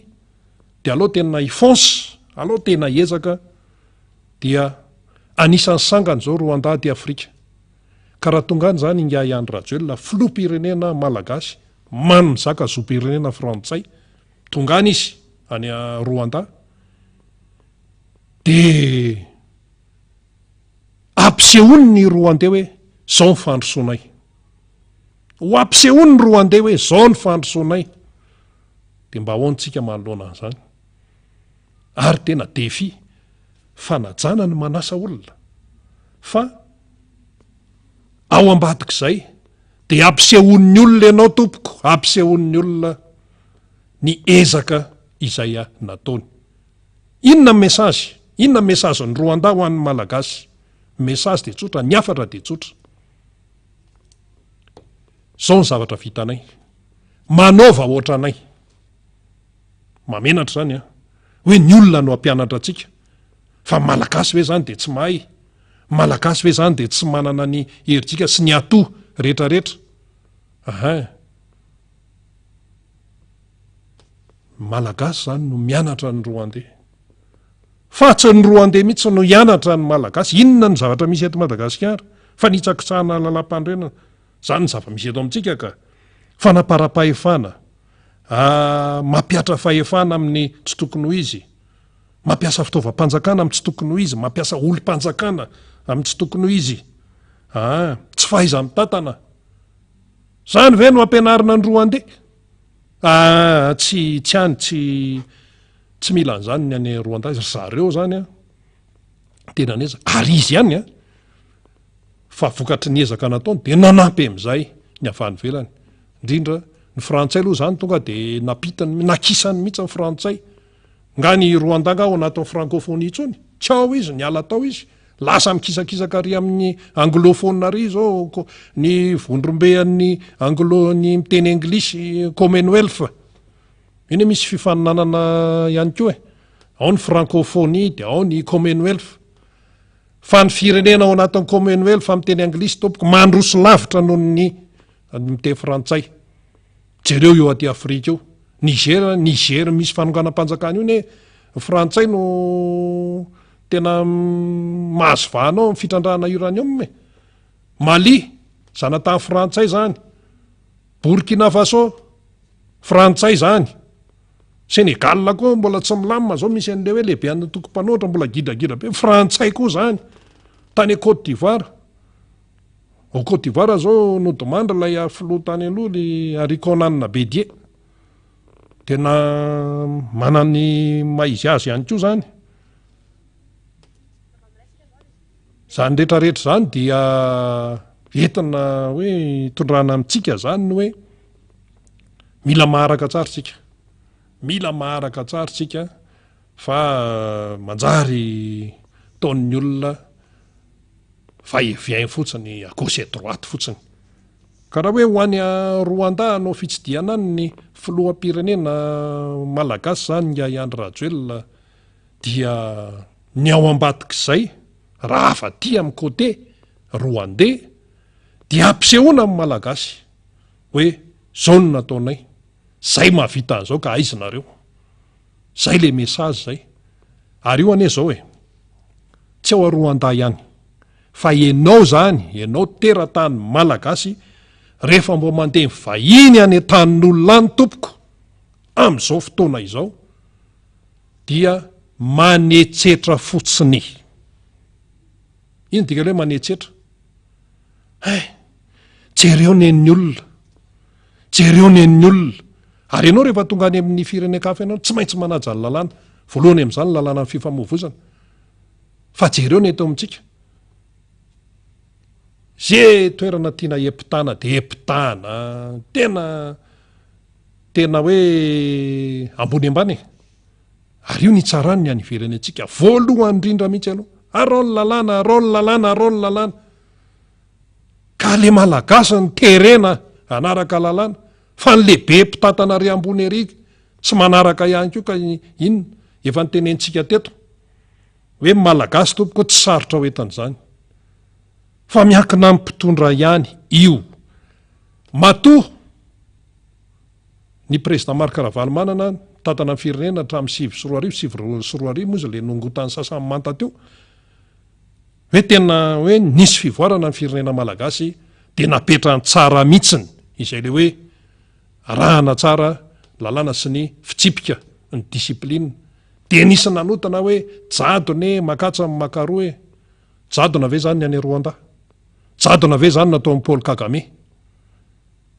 tsy jadona ny azy fa za amin'ny Paul Kagame zany tsy mitsitsy aminao zany amin'ny fanarahana ny lalàna sy mifitsipika miainga avy ao amin'ny tokantranony tsy mitsitsy aminao mihitsy za amin'ny Paul Kagame zany ary zay no anapiny ny Amerikanina sy izay miaraka firenena miara-miasa amineo dia aingana be mifampandrosoana satria manome modely le fitondrana Rwandais dia ho atongany zany ny filoha malagasy dia tsy voizina fotsiny aty amin'ny ianao manjery mpanjakana sy manao communication eo anivon'ny fitondrana hoe nahazo fanasana tena fametrahana amin'ny toerany lehibe mihitsy ny filoham-pirenena malagasy zany nahazo fanasana anao visite d'état any Rwanda voninahitra lehibe zany fa ny message hoy isika ao ambadik'izay avy aty amin'ny Rwandais aty dia ampisehoana amin'ny malagasy hoe zao ny vitany ary tena manana fierté mihitsy ny Rwandais nisy olona zay ty zany mba tsezatseza-tsiaritra miasa izy efa tsy etrotsony izy miasa izy amina système ny Nations Unies sehatra raisam-pirenena niasa teto Madagasikara teratany Rwandais vehivavy izy teratany Rwandais zany dia io olo io fandray be mihitsy tamin'ny tenanay fandray be tamin'ny tenanay zany satria ny tenako dia nampianatra mozika amin'ny piano an'le zanany mbola kely mbola 9 taona ny ray dia 12 taona ny ray vavikely anankiroa fa tena hafa mihitsy ny toe-tsainy zany Rwandais zany tompoko hafa mihitsy manaja zon'olombelona ary entitra amin'ny fitsipika sy ny disipline proof zany tsy hoe tenitenenina fotsiny ty mantsy hoe resaka Rwanda dia hoe zao ty fa tena proof zany tena proof mihitsy fa efa lasa lavitra mihitsy ry zareo amin'izay le resaka hoe fandrosoana zay tsy hoe fandrosoana amin'ny toe-karena fotsiny tsy hoe fandrosoana amin'ny hoe fahadiovan'ny tanana fotsiny resaka Rwanda tsika fa fandrosoana amin'ny toe-tsaina rehefa fotoana dia fotoana rehefa fotoana amin'izay fotsiny rehefa fotoana dia fotoana taria ivandro taria no mipetraka ny olona zay dia manentsika an'izay zany dia mazava tsara ny asa izay atao sy ny fifarana dia lasa tsara ny fifandraisana zany de ohatray izy fa tsy eto Madagasikara tsony fa efa lasa de any miasa indray izy amina firenena hafa indray zany le izy zany ka hoe resaka Madagasikara Rwanda iza zany ny amelesona amin'ny malagasy ve no inona mba hoentitsika malagasy zany ho an'ny Rwanda tsy asa aloha hoe malagasy de hoe tsara ny fihavanana manana ny maizy azy sinsisa zany ve no entinany nefa ny vahoakanao ato fahadiran'ovana Rwanda tompoka tsy ao anatin'ny listiny pays 10 mantra indrindra eto ambonin'ny tany Niger ny ao de Madagasikara ao fa izy efa tsy aotsony isy Botswana efa nikopa-kelatra efa tsy antsony fa itsika mbola ao hatramin'izao de ampisehon'ny olona ny zava-bitany sy ny ezaka ataony zany isika asa moa zany amin'ny resaka diplomasia na takatry zay mahatakatra azy na tsy mahatakatra azy fa ho an'izay tsy mahatakatra aloha zany dia zay no anisany iseho fitsidihana fomba ofisialy ny any Rwanda de ho ampianarin'ny Rwanda tsika fa zao manahirana ao anatin'le izy isika ve zany de andray lesona foana lizy ane fa zavatra hita inona ny problema eto ny problema eto Madagasikara de ny tsy fanarahan-dalàna fa nitsakitsahana lalam-panorenana ny problema eto dia ny tsy fisarahana tenenina fotsiny hoe fahefana misaraka fa tsy ampiarina problema eto Madagasikara de ny tsy fahalalana ny tokony atao ny tsy fahaizana manavaka ny hoe ity ny urgent ity ny important ity ny priorité tsy hay zany problema eto Madagasikara de ny fanaovana kamakama eo amin'ny fomba fitantanana ny raharaham-pirenena raha vao tsy malala olona ianao de tonga de tsikôty raha vao tsy manipinipy vola kely ianao de efa tsy aza manantena raha vao népotisme firaisana tsokombakomba ty ihany namako ihany zao ihany mpiray fiaviana amiko ihany resaka Rwanda tsika zay indrindra mantsy aloha raisina kely zay le hoe resaka kinamanamana resaka mpiray fiaviana resaka fianakaviana sotran'izany zany mahazo any eto Madagasikara fa zao Paul Kagame tompoko filoham-pirenena Rwandais aperinasa amin'izao fotoan'izao rehefa tonga teo amin'ny toeran'ny filoham-pirenena izy de tonga de ny foanany ny resaka hoe fiaviana sy resaka hoe fokosyany any amin'ny asa-panjakana tany Rwanda tonga de foana tsy mila mahenoheno an'izany feo zany toy hoe ty avatsy ty zao ty akamanay ty zao resaka hotositotsio satria zava-doza mantsy le nateraky le izy de eo amin'ny asa-panjakana tonga de foanany nga Paul Kagame raha misy afaka mifandray de anytany io any zany zany nataony aloha tamin'ny voalohany indrindra voanarina amin'ny firenena izy foanana ny resaka népotisme foanana ny resaka kamakama foanana ny resaka fiaviana foanana ny resaka finoana eo amin'ny resaka asa-panjakana egalina asam-bahoaka satria vahoaka ray an'ireo fa tsy misy hoe ty karakaraiko manokana ty ohatran'izao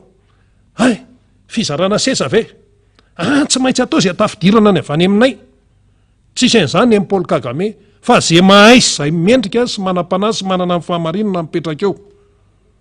amin'izay andraikitra atao zany ny amin'ny Paul Kagame zany ny Rwanda zany ka zany mbola ho ampianarina ny malagasy zay ka raha hoe ho any Kigali ve zany ny filoha Ngai Andry Rajoelina de misy ny fifanakalozana de hoe inona no mba hoentin'ny malagasy ho an'ny Rwanda de inona no hoentin'ny Rwanda ho amin'ny malagasy ny malagasy no mianatra fa ny Rwanda tsy hianatra ny fanaony ny fomba fitantanana eto Madagasikara mihitsy satria efa nahapotika azy zany de asa inona ny vokany tsika moa zany le misy an'le délégation mandeha mivoaka any ireny ny fanjakana mandeha mivoaka any velany any tsy fantatra mihitsy hoe ahoana hoe nisy an'le sommet ny Afrika sy Russie de nandray anjara amin'ny malagasy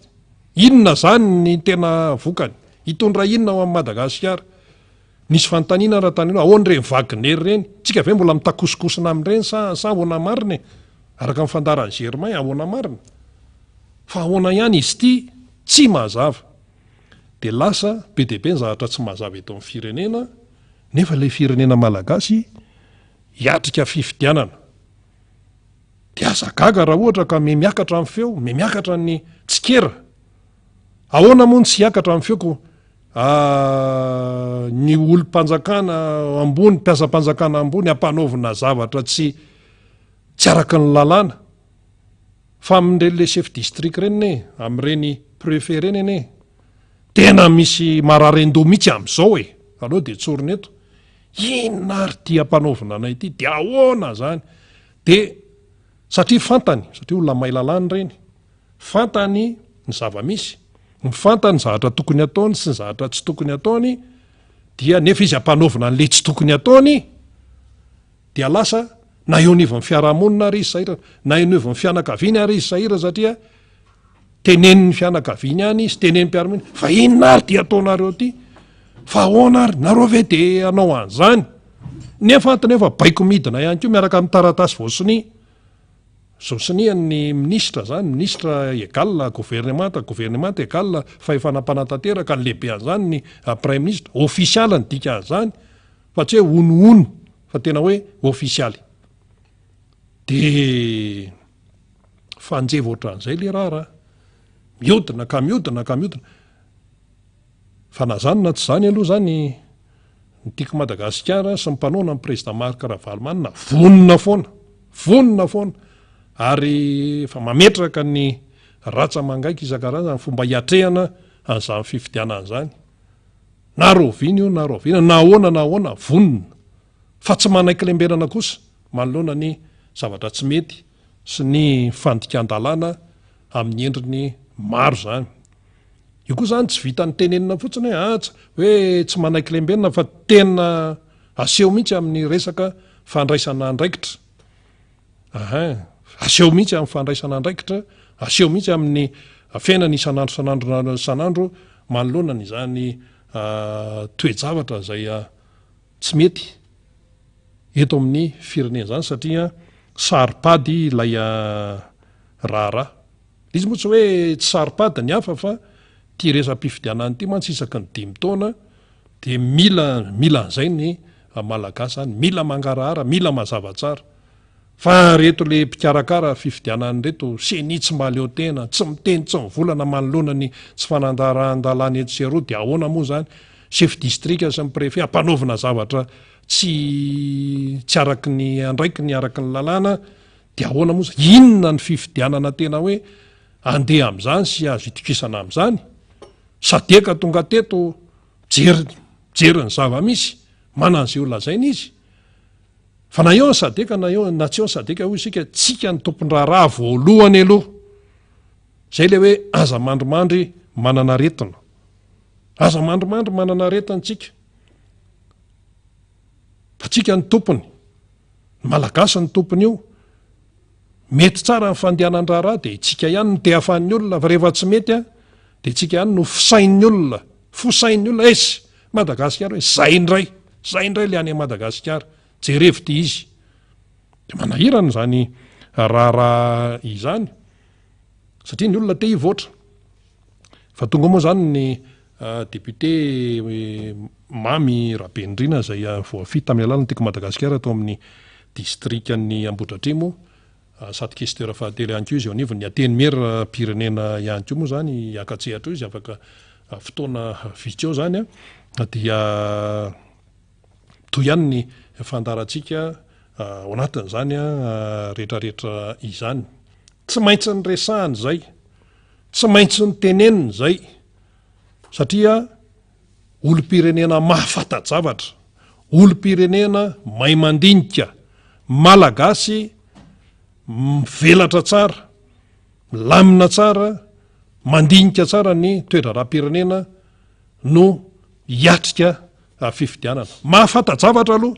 fa tsy hijabajabaka fotsiny na hoe andray atendrony fotsiny na hoe rehefa zaraina varymondrona de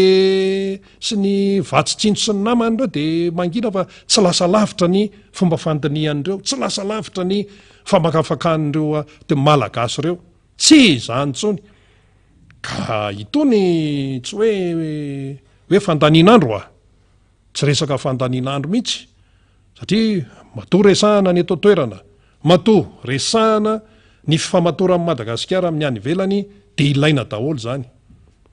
ilaina daholo zany fa tsy hoe zavatra hoe misy azo amaivanina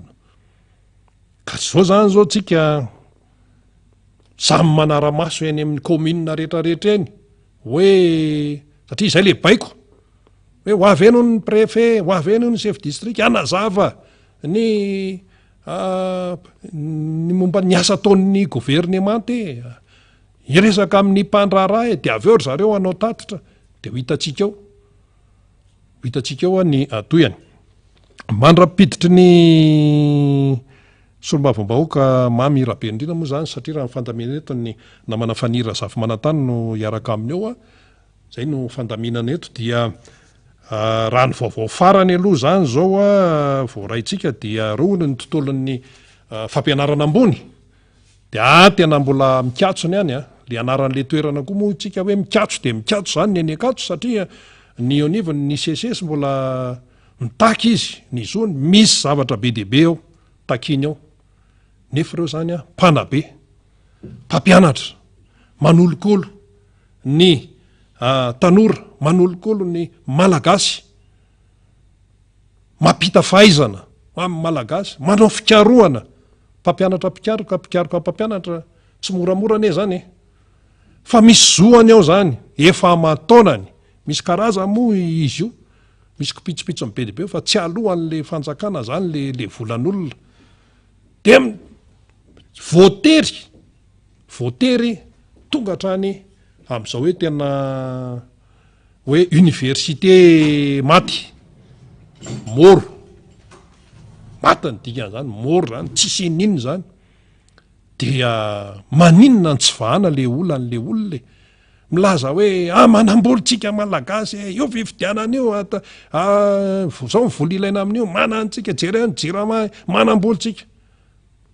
fa akoatran'izay misy olombelona ao le humain ho isika ahoanany tsy aloha volany nefa zanaka malagasy no teratany malagasy no volavolainao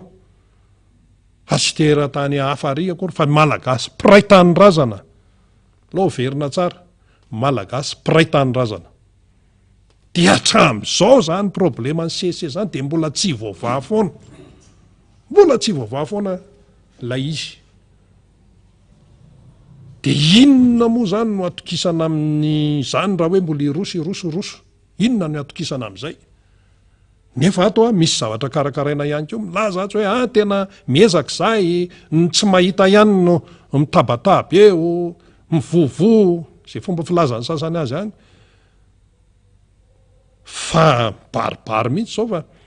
tsy voava le olana olombelona nefa ireo eo anivo ny sesesy ireo ray aman-dreny reo manana ny maizy azy de tonga izy hatrany amin'ny takinay hatrany amin'ny fanalana ny prime ministre de ministra ny misahana fampianarana ambona ministra misahana ny vola tena reo satria ireo zany ny tena hoe mahakasika vantana ny ity resaka eny anivony CSS ty rehefa katso nefa ny anivony CSS de misy fiatraikany any amin'ny mpianatra misy fiatraikany any amin'ny mpianatra le izy tsy hoe ireo mpampianatra no hoe anao bitolo eny amin'ny université zany université mpanjakana tsy hoe ireo mpampianatra ny te anao takalonaina andreo ampianatra misy mamadika zany mantsy any naninany matoa zay miteny eto hoe de tena tsy mba jereny le mpampianatra misesesy mihitsy le hoavin'le tanora tena tsy rarahiny mihitsy fa jereny sasany ery manomy fianarana ny any amin'ny privé de nefa de zao vokatra ny fitiavatena tsy fitiavatena tsy hoe miaro ny CSS akory fa zay ny marina rehefa marina de marina tsy fitiavatena mihitsy akory no mibaiko an'ireo CSS reo tsy fitiavatena fa efa tena tsy rariny tena tsy mendrika amin'ny maha-olona intsony ny zavatra ampiarina sy iainandry zareo tsy mety tsony de tonga hatrany am'izay tsy sitrapony ny anao an'izay fa tsy maintsy manao an'izay izy de mifanirina zany de hoe alao mba iva io zavatra io satria manakatao any manana afaka mandoa écolazy any amin'ny université privé dia mandoa mandeha foana ny fianarana any amin'ny privé mandeha foana ny fianarana any amin'ny privé amin'ny resaka université zany fa ny zana-bahoaka aty amin'ny université mpanjakana de tratran'ny olana iza ny tokony hamahan zany ny fanjakana ny tokony hamahan zany fa tsy vaovahan'le izy de ahoana moa ny eritreretana n'zany hoe resaka université raha tsy vaovà resaka université mpanjakana raha tsy vaovà ny olanao resaka CSS fotsiny mbola misy olana hafa ao fa CSS fotsiny tsy vaovahanao ny olana ahoana no anakinan'ny malagasy zany azahoany antoka ny amahanao ny ty olana isan-karazany ty ankoatran'io indrindrandrindra ny resam-pifidianana zay tsy tokony olana akory fa vokatry ny ataotsika hoe tsy fanarahan-dalàna zay ny tena zava-dehibe fa nahoana aloha zany le maha olona le humain mba jereo reny le mpikarakara fanadinany reny BPC mbola eno no nafeo ihany hoe mbola misy arereone mbola nisy tsy voalohany mbola nisy tsy voalohany de misy ny dinganina fotsiny one asa atao mpianarina oviny izy zany dinganina fotsiny de ahoany zany de raha tokony io zany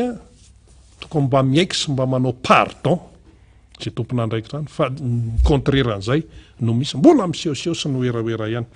iny ary mandeha de mandeha ny fotoanantsika efa lasa de lasa ny fotoana tonga eto namana fanira zava-manantany efa voninao ihany koa député Mambrabe Indrina miarabanao faniry ndao ary zatsisy miarabandrina sady misaotra ndrina miarabafasina ka miaraba namana rehetra aloha zany sika rehetra nitady tombony ka nahita mihitsiny zany androany satria mba antsapa mihitsy hoe ndao hoeny am'zany akorin-drano tena mampimenimenina ny olona zany efa nitenentsika fa tena nitsapahana mihitsy le akorin-drano fa manomboka aty Masay tompoko mivoaka ny akorin-drano ary amin'ny sapanany Jesosy mamonjy de tena matory mamomy motera de matory zany eo anaty fiarakodia zay zany zava-misy am'ty fananganana an'lay tsatoby teleférika aty de tena mamony motera de matory zany de nandeha ndray Eritreretra andeha akafako sarina fako maro be eraky ny tanàna zany fa etsy andaniny zany mametrapetraka an'le sainana jeu des îles le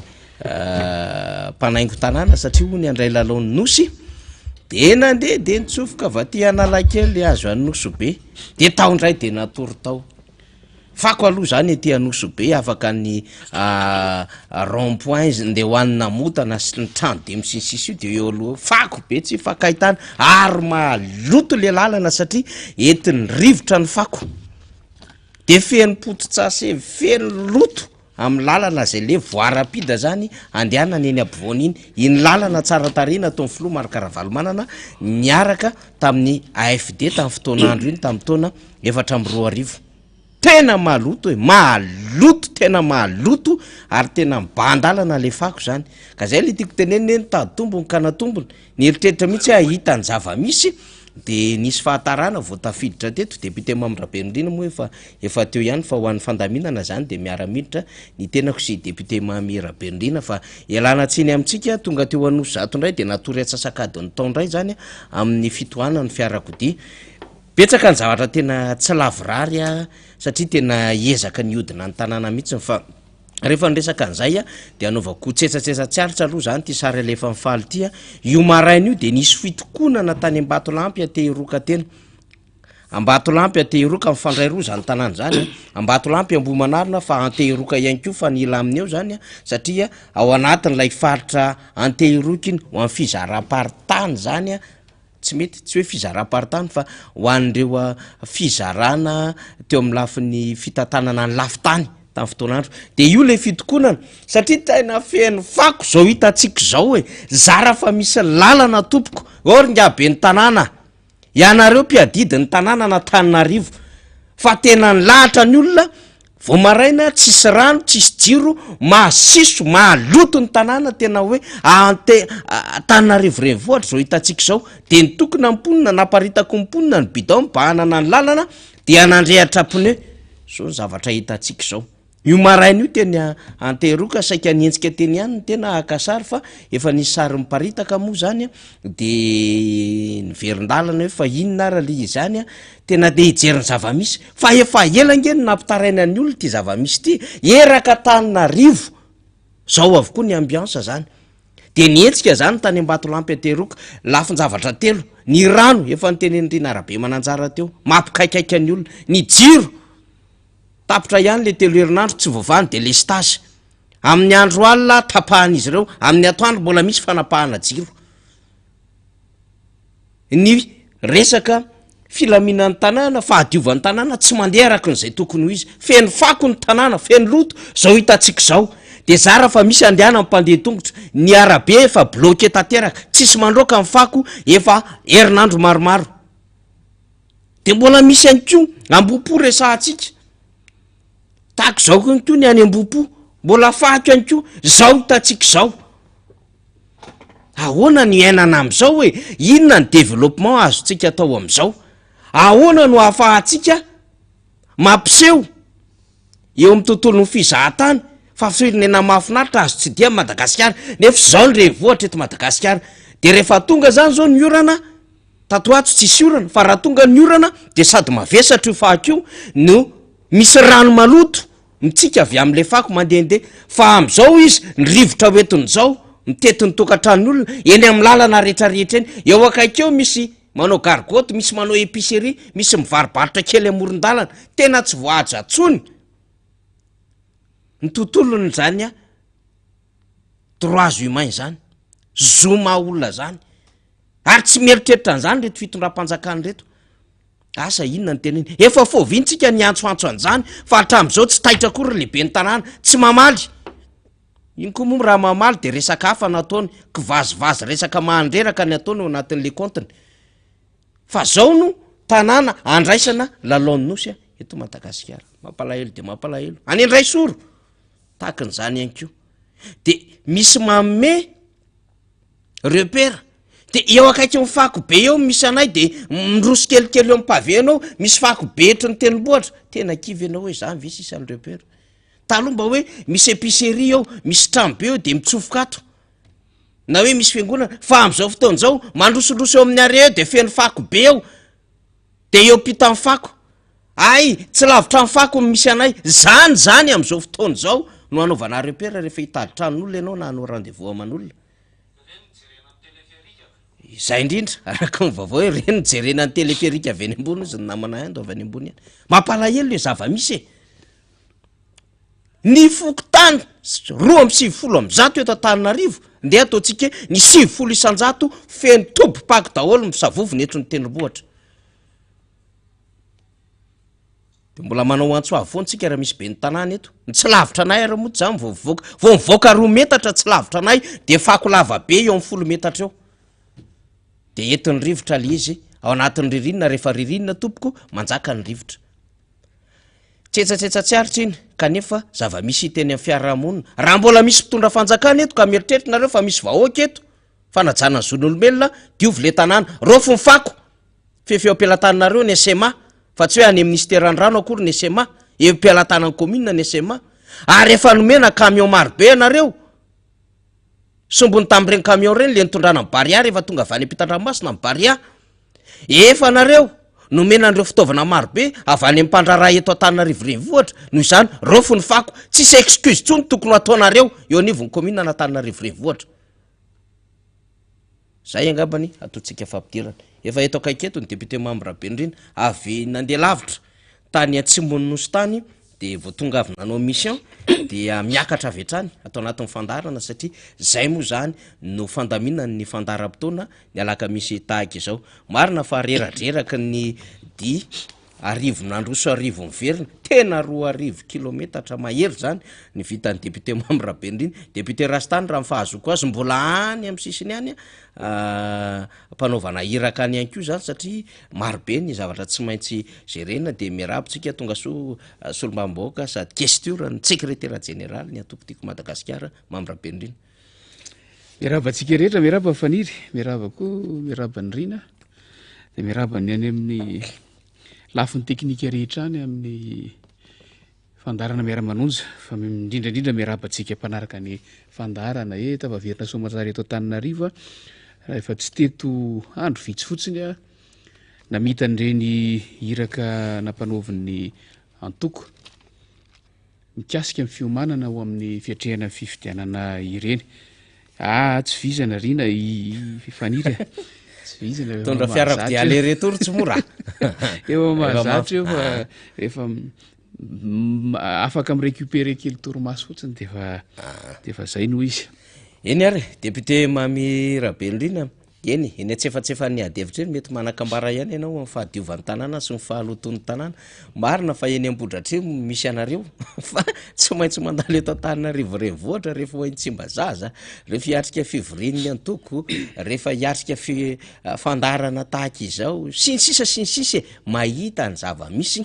ny eto Antananarivo renivohitra tsetsatsetsatsarotra ia fa andeha angamba député Mamy Rabelondrina hitantarany voandalana aloha ny ainana an'izay dia satria niezaka ihany tsika teto amin'ny fandarana napita ny fitsidiana nataonao nitondra ny afatra ny birao politika sy ny toromarika maro samihafa satria anatin'ny vanim-potoana mialohan'ny fifidianana antsika izao ka mametrapetraka an'ireo rafitra rehetra hiatrehana ny fifidianana ary mitondra an'ireo toromarika maro samihafa da ny tsy mandrefana ianao tany Iorombe ihany koa tany Iosy akoatran'izay hoe fionana teny amin'ireny commune kely samihafa nahitana an'ireo pikatroka ny antokotiko Madagasikara sy ny ivelan'izay dia ny olona zay efa mandroso ny fahavononana hanohana ny filomarika Ravalomanina ka hivondrona ao anatin'ny KMMR fa ety eo zany de efa milaza fa efa any an-dalana hiazo ny faritra Betsiboka sy ny faritra Boeny ny député Jery sy ny député Todsoa ka ho atsika zany any amin'ny faritra Betsiboka ho anareo Maheva tanàna androany ariva amin'ny telo no fotoana ionana amin'ny député Todsoa sy ny député Jery Randrembolaina ho an'ny toromarika maro samihafa sy ireo tsara ho fantatra hiatrehana fifidianana ary ny rafitra KMMR ho an'ireo fikambanana sy ireo vondron'olona marobe ivelan'ny antokotiko Madagasikara maneho fahavononana amin'ny sabotsy kosa indray any amin'ny faritra Beny renivohitra faritra Beny ao Mahajanga nisy olom-bamoaka amin'ny rahalahy sy ny ekipa mpiaradia ary ireo mpikatroka rehetrarehetra sy ireo olona efa vonona amin'izany rehetrarehetra zany député Mamy Rabelondrina ny akony dia avy hatrany ary aloha ngamba ny tsara nomboana azy faniry dia ny atombohan'ity fitetezana faritra ity satria araka ny voalaza teo efa lasa ny ekipa anankiray manao ny axe amin'ny lalam-pirenena fahaefatra iny manomboka eo Betsiboka mandra-pahatonga any amin'ny renivohitry Boeny raha zao ora zao tokony efa miditra ny tanàna ny Maheva tanàna ry zareo zao araka ny voalazan'ny faniry teo anio tolakandro ny fionana ao fa inona moa no tena anton'le fidinana fantatsika tsara raha nydingana ny ainana tato anivon'ny antoko dia nisy ireo congrès pasitra sy fitetezam-paritra nataony filoha Ravalomanana sy ny tompony raikitry ny antoko tato anatin'ny volana maromaro taona vitsivitsy farany ary izany fitetezam-paritra izany congrès pasitra izany dia nahafahana nijeriny zava-misy eny fotony nahafahana nanohy an'ilay fameloma maso ny antokotiko Madagasikara ilay redynamisation zay efa nanomboka tany amin'ny taona 2024 fa indrindra koa anisan'ny ako an'ireny fitsidia-pasitra sy congrès pasitra natao reny ny fangatahan'ny vahoaka ny amin'ny ilatsahan'ny filoha marika Ravalomanana ho fidiana filoham-pirenena indray amin'ity fifidianana manaraka ity dia fantatsika no nitohin'ny tantara fa tamin'ny asabotsy voalohan'ny volana Jolay lasa teo nisy ny congrès national zay nitanterahana teto Antananarivo ny aonan'ireo solotenan'ny faritra rehetra eran'ny Madagasikara ao amin'ny rafitry ny antokotiko Madagasikara io zany ary tamin'izay fotoan'izay ny filoha Ravalomanana no namaly ny fangatahan'ny mpikatroka fangatahan'ny vahoaka satria hitantsika efa nateny an-dalana nateny atsena dia mangataka ny olona ny iverena amin'ny filoha Ravalomanana dia namaly izy tamin'ny 2 Jolay hoe manaiky ny fangatahana voarainy zany avy amin'ny vahoaka sy avy amin'ny mpikambana antokotiko Madagasikara dia toizantsika ny tantara ndraiky 10 Jolay namoaka fanapahan-kevitra ny gouvernemanta ny amin'ny famoahana ny datin'ny fifidianana ary taorian'izay dia nanao fanambarana ny filoha Ravalomanana teo zany ny fanambarana ofisialy ny amin'ny latsahany ho fidiana ho filoha-pirenena indray amin'ity fifidianana ho avy ity ary nisy toromarika vitsivitsy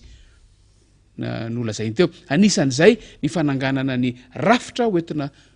manohana azy amin'ity fifidianana ity dia ny komity manohana ny marika Ravalomanana na ny KMMR zany hoe nanomboka teo poitra ny toromarika baiko ny amin'ny hoe atsangano ny KMMR taorian'izay ny fomba fiasa mazava ho azy fa anjaran'ny birao politika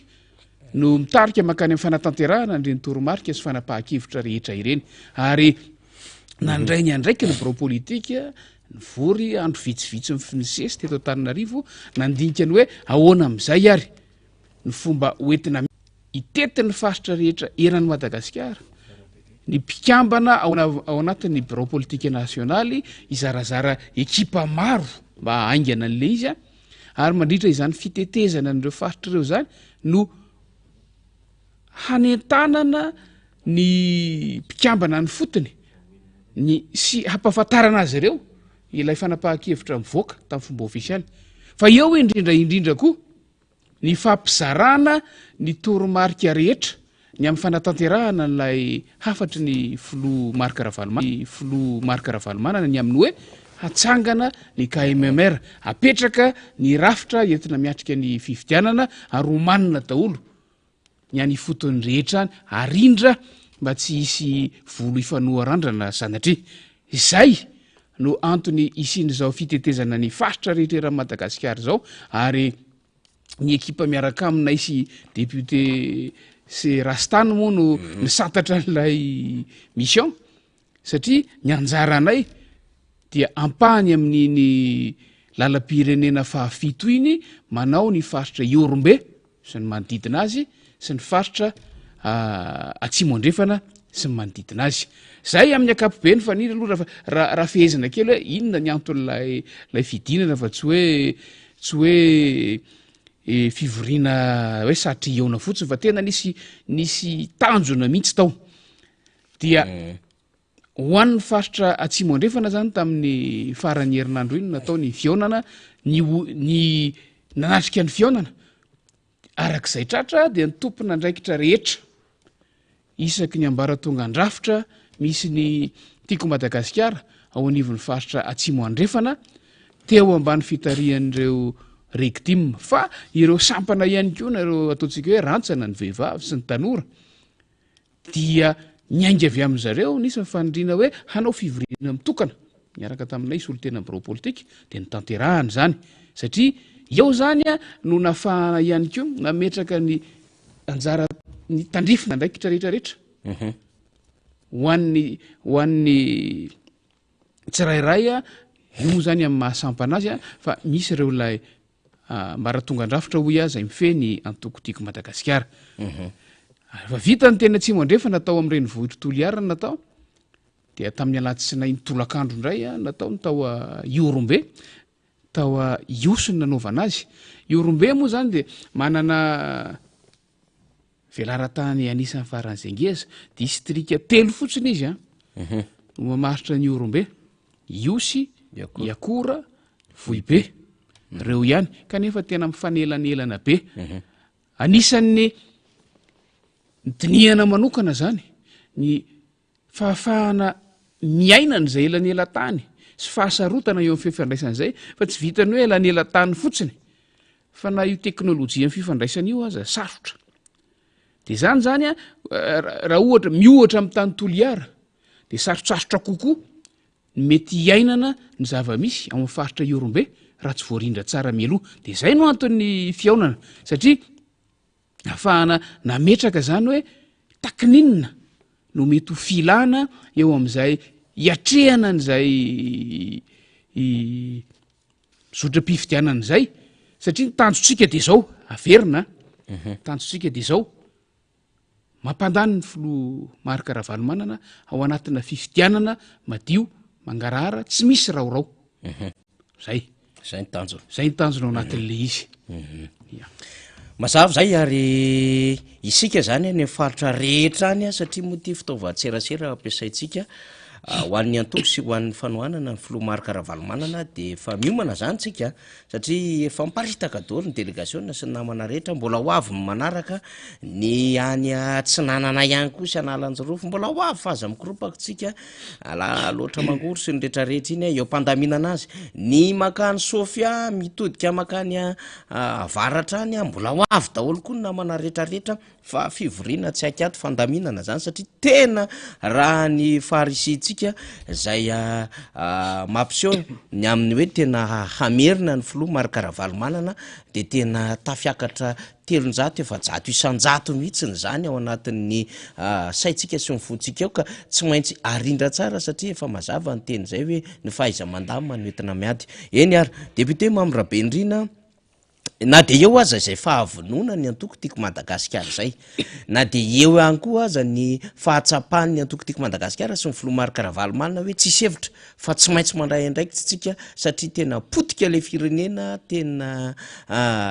sozanina sahirana tena verevitra milasa diso fanantenana le vahoaka malagasy ary votsitra eo ampelatana malagasy le Madagasikara raha tsy mijoro isika ary izay leadership zay fananana ny ray aman-dreny maro karavalomanana zay no ararotina ao anatin'izao vanim-potoana izao de mbola misy manao azakazaka hafahafa ihany any ambadika any maniraniraka préfet maniraniraka chef district ary manao tetika fizarana vatsitsinjerojeroa de ao anatin'ireny ny fakafakana lista sy mombamomba ny olona samy hafa ka na le fizarana n'le vatsitsinjo ary zay tamin'ny fotoana ny covid-19 no nizarana an'ireny sy nahafantarany olona an'ireny de mbola toy izany sasany ho atao outil politique amin'izao fotoana izao ary hanaovana ihany koa fisafidianana kamakama ka zay tsy manaraka ny loko volomboasary fa tiako Madagasikara dia tsy mahazo ao anatin'izany fizarana izany betsaka ny akombavao voaraisantsika mikasika zany rehetrarehetra zany eo ihany koa ny paipaikady madinidinika amin'itony resaka jugement supplétif itony amin'itony resaka branchement mora sy ny sisa itony ao anatin'izay hoe fahamakana ary fahafantarany reto mpitondra fanjakany reto fa tena tsy ho tafavoaka izy ireo de le dola makota zany ny fomba atao any ambadika rehetrarehetra any tsara hitondrana fanazavana zany satria rehefa manao terrain koa de hafa ny zavatra hita kanefa ety ambadika ety de misy fanerena kolaka ho tonga any am'izay osoka sy alabato zay député Mambrabendrina anisan'ny nahatonga antsika teto anivon'ny antoko tiako Madagasikara sy teo anivon'ny fiombonana ao anatin'ny fanoherana amin'ny ankapobeny le fanahina atongavana am'izay zavatra zay aka nahatonga antsika ny antso foana hoe tokony isy ny fiomanana iombonana mba hialana am'izay tsy fifampitokisana eo amin'ny sampisehatra eo amin'ny fifidianan'izay satria zay zavatra mitranga nisy moa ny sosokevitra netitsika ny amin'ny hoe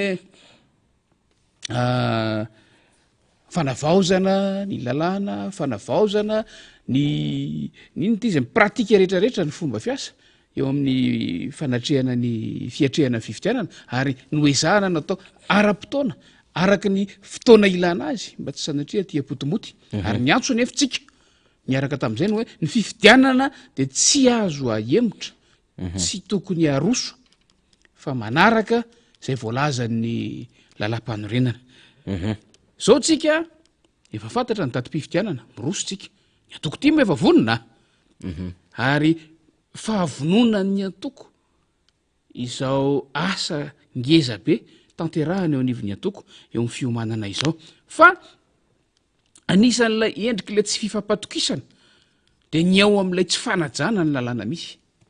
eto amin'ny tany sy ny virenena zay fantatsika fa nandritran'izay 4 taona 5 taona angarangidy zay nandritran'ity mandaty de zary lasa sakafo isan'andro lasa fomba fanao isan'andro ny hoe tsy firaharahiana ny lalàna mpanorenana sy ny lalàna misy ary ny tena loza de zao ny fisininy tsy maty manota rehefa ny avy amin'ny fitondrana no miaina sy manao an'izay tsy fanajana ny lalam-panorenana sy ny lalàna zay ka ina ireo natao iambina sy natao hampanaja ny lalàna aza de zary lasa piray tsy kombakomba raha zay no ilazantsika azy ary tena zay no izy satria fantatsika fa misy zany misy zany rafitra zany a natao iaro ny fampiarana ny lalàna natao iaro ny fampiarana ny lalam-panondrenana fa no zay endrika firaisana tsy kombakomba am'ilay tsy mpanaja ny lalàna tsy mpanaja ny lalam-panondrenana zay dia misy lasa tsy maty manota ireo indrindraindrindra eo anivon'ny fitondrana zay manatanteraka an'izany de zao hitantsika tamin'ny farany iny efa ndresahana ihany io teto anivon'ny ny fandarana ilay taratasy izay niparitaka hitantsika iny taratasy manome baiko avy amin'ny ministry ny atitany sy ny fitsinjaram-pahefana baiko ho an'ireo olom-peheziny zay préfet sy ny lehibe ny distrika miparitaka eran'ny Madagasikara manome baiko ny amin'ny idinana any fotony atao anatin'ny fotoana maika de maika ary misy antsipiriany zahatra tokony atao ao anatin'le izy asa moa faniryndraso aloha ezahantsika jerena vetivety le taratasy ao misy amin'ny faly eo raha ohatra ka azo alefa faly azo alefa raha kaikaiky faly ahitantsika le izy hoe ty izy ty hoe amin'ny mahasolo tena mpanjakana an'ireo olona ireo zany le taratasy a de nosoratana ho an'ny préfet rehetra sy ho an'ny lehibe ny distrika rehetra hoe amin'ny mahasolo tena mpanjakana azy sy mba ahazona mahafantatra misimisy kokoa ny filan'ny vahoaka eny fotony eo amin'ny asa fampandrosoana de tsy maintsy manana fifandraisana akaiky sy maritra amin'ny vahoaka ireo préfet sy lehibe ny distrika ireo any amin'ny faritra iadidiny tsirairay avy ary vokatra zay de tsy maintsy mandeha mitsidika an'ireo farim-piadidina ireo a mba hanazavana amin'ny vahoaka ny politika mpanjakana kapobeny sy ampahafantarana amin'ny vahoaka ny asa sy ny zava-bitany ty fitondrana ity de mipetraka zany ny fanontaniana hoe volana juillet ty fa 17 volana jolay ty taratasy ty no voaka mipetraka fanontaniana hoe fa inona fotsiny nataon'lay fanjakana atao anatin'izay efatra taona sy tapan'izay fa nahoana noho izao efa tiam-pamaranana an'lay mandat vao misy zany mission na iraka hampanaovana zany raha ny tena marina angireo zavatra asena atao reo tsy mission ataotsika hoe tampoko reo fa asa andavanandro nireo solo tena mpanjakan'ireo zany na iza fanjakana mitondra anisan'ny asa andavanandro nireo solo tena mpanjakana ireo ny manao an'izany fa nahoana no am'izao fotoana zao enim-bolana alohan'ny fataperan'le mandat no ezaka zahana be terena hanao an'le izy tsy misy milaza ato hoe rappel na fampatsiahivana ny asa tokony ataon'ny lehibe ny distrika sy ny préfet tsy misy milaza ato hoe amafisina le asa fa ny ato de baiko milaza hoe baiko mihitsy zao manomboka midina de misy tetiandro tratrarina de misy tatitra tsy maintsy atao ny dikan'izay isazy io zany ho an'izay tsy mahavita de averiko le resaka teo hoe ny dikan'io zany manaiky le fitondram-panjakana fa tsy nisy izao fanatanterahana zao aso zao nandritra zay efa taona sy tapan'izay kanefa averiko fa asa fanao andavanandro fa ny fanontaniana mipetraka de hoe nahoana no enim-bolana alohan'ny fahataperan'ny mandat ary efa bolana eo sisa alohan'ny fifidianana roa volana alohan'ny fampelezan-kevitra no misy izao fanomezana toromarika izao amaly mantsy ireo tompona andraikitra rehefa avy eo hoe asa efa fanao andavanandro fa verina zay fanontaniana zay nahoana aza no zao vo avoaka ilay toromarika ary ezaka zahana be toromarika zay manana endrika baiko ary ao anatin'ilay endrika baiko rehefa manome baiko de mila vokatra mpaminome baiko voalaza ao anatin'ilay taratasy zany mila manao tatitra reo zay omenany baiko ary araka ny voalazako tao de misy tsy maintsy isazy raha ohatra ka tena matianina amin'ny fanatanterahana ny asa ireny solon-tena-panjakana ndray fa lasa hosokajiana toy ny fahadosoana eo amin'ny fanatanterahana ny asa ny tsy fanatanterahana ny baiko manahirana ao anatin'le izy de zao ny fototra sy ny anton'le baiko de tena politika tanteraka indrindra rehefa jerena am'izao vanim-potoana akatoko ny fifidianana izao politika tanteraka satria amin'ny voalohany aloha hoe zao vo hamantatra misimisy kokoa hamantatra tsaratsara kokoa ny filan'ny vahoaka le fitondram-panjakana fa taizy ianao hatram'izay hatram'izay nge ianao ny teny hoe mbola tamin'ny propaganda tamin'ny taona 2024 de efa nyteny ianao efa mahafantatra ny filan'le fanjakana ny filan'le vahoaka de efa nyteny ianao efa vonina zavatra rehetrarehetra amahana ny olana zao anao efa enim-bolana alohan'ny fataperan'le mandat vo andeha hoe ndana jereo akaiky ireo vahoaka ireo inona ny filan'ireo vahoaka ireo fa inona fotsiny zany nataon'le fitondram-panjakana hatram'izay na ianareo préfet sy ianareo lehibe ny distrika mandray an'ty iraka ty ara ve olona manam-pahaizana daholo ianareo na vita fianarana ambony sy fianarana manokana zay vo afaka mandray an'io andraikitra io tsy ny mpiasa-panjakana rehetra akory no afaka mandray an'io andraikitra io tsy ny mpiasa-panjakana ambony rehetra akory no afaka mitanan'io andraikitra io fa ianareo rery ihany izay navitany zany fianarana sy mari-pahaizana manokana ahafahana mitatana andreny lafitany rehetrareny zany de nyfandraisanareo an'io ve tsy sanatria fanambanina ny asa nataonareo hatram'izay tsy sanatria filazana fa tsy mahalala ny tokony ataonareo nareo hatram'izay za mino fa tena samy gago oatra ny rehetrarehetra ianareo rehefa nandray an'io nandray an'io toromarika io nandray an'io baiko io fa averiko fa ny famaky an'io za manokana aloha namaky an'io ary ny antokotiako Madagasikara mamaky an'io ny olo-pirenena amin'ny akapobe mamaky an'io de politika io ary manana endrika fampidirana politika amin'ny asanareo solon-tena-panjakana zany hoe amin'ny raharaha-panjakana satria akoatr'ilay fitrandrahana ny filan'ny vahoaka enim-bolana alohany afa ataperan'le mandat de misy keo hoe fahafatarana ny zava-bitany fanjakana andraikitra solon-tena andraikitra ny préfet sy ny lehibe ny distrika ve ny mampahafantatra amin'ny vahoaka hoe ity no asa vitan'ny fanjakana teto anivon'ny farim-piadidiana ary tena ny ilain'le vahoaka sy mahasoa vahoaka misy hatra fanohitra ao fa ny resahantsika eto zany de ilay endrika politika ao anatin'ilay taratasy sy amin'ilay fanatanterahanyireo lehibe ny distrika sy préfet ny andraikiny amin'ny solon-tena-panjakana azy voalaza hoe tsy aivina ny zava-bita fantarina ny filana anaovana tatitra isaky ny 5 andro zany hoe inroa isam-bolana raha ao anatin'ny 2 volana zany tatitra inefatra sisa asa mety andrafetana ny izay o velirano vaovao hoentina amin'ny fampelezan-kevitra manaraka io ve zany ry faniry le izy fa na izany na tsy zany politika foana ihany ny zava-misy ao anatiny eo mampatsiahy atsika nefa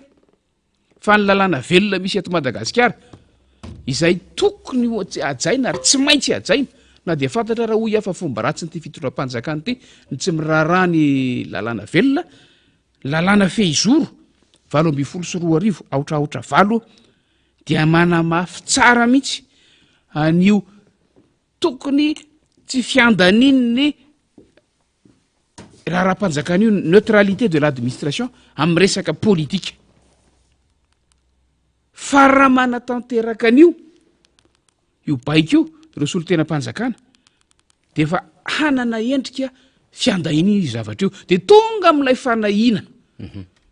zay ny tany saiko tany ambolohany teo ny hoe eo am'izay lay tsy mifampatoky eo am'izay lay hoe endrika fifidianana tsy madio endrika zotra-pifidianana tsy mangarahara ary fitanilana eo amin'ny fitantanana ny raha-raha-panjakana be de be ny hatramin'ny sazy de voalaza amin'ny 720 angamby izay amin'io lalàna fehizoroa ny sazy tokony hiatra amin'ny tsy fanajanany zany neutralité na tsy fiandanina amin'ny atsy na ny aroa izany na izany na tsy zany araka ny teniko teo isika dia matoky ny fahendrena sy nyfahatsiarovatenan'ireo olona nianatra mitantana farim-piadidimpanjakana ireo préfet sy lehiben'ny distrika ireo matoky koa tsika ny fandraisana andraikitra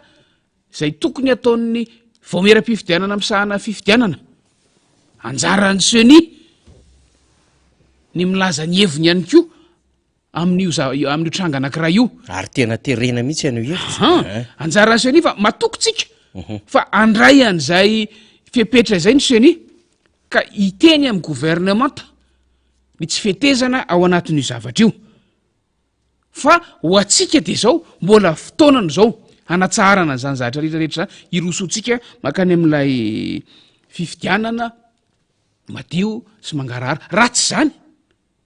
de ho voaray ho piray tsokombakomba ao anatin'izay fahalotony ny fifidianan'izay daholo ny rehetra mazava zay fanazava-kevitra sady fanamafisana ny entiny depute mambrabendrena zay satria misy titsika atongavana zany adevitra zany satria raha misy tena mifaneraserakaiky sy mivatana ny voaka ny fotony ihany any am'ireo commune rehetra ireo na ny délégué d'arrondissement zany na ihany ko reo ratsa mangaika samihafa zay misy olo tena ny fanjakana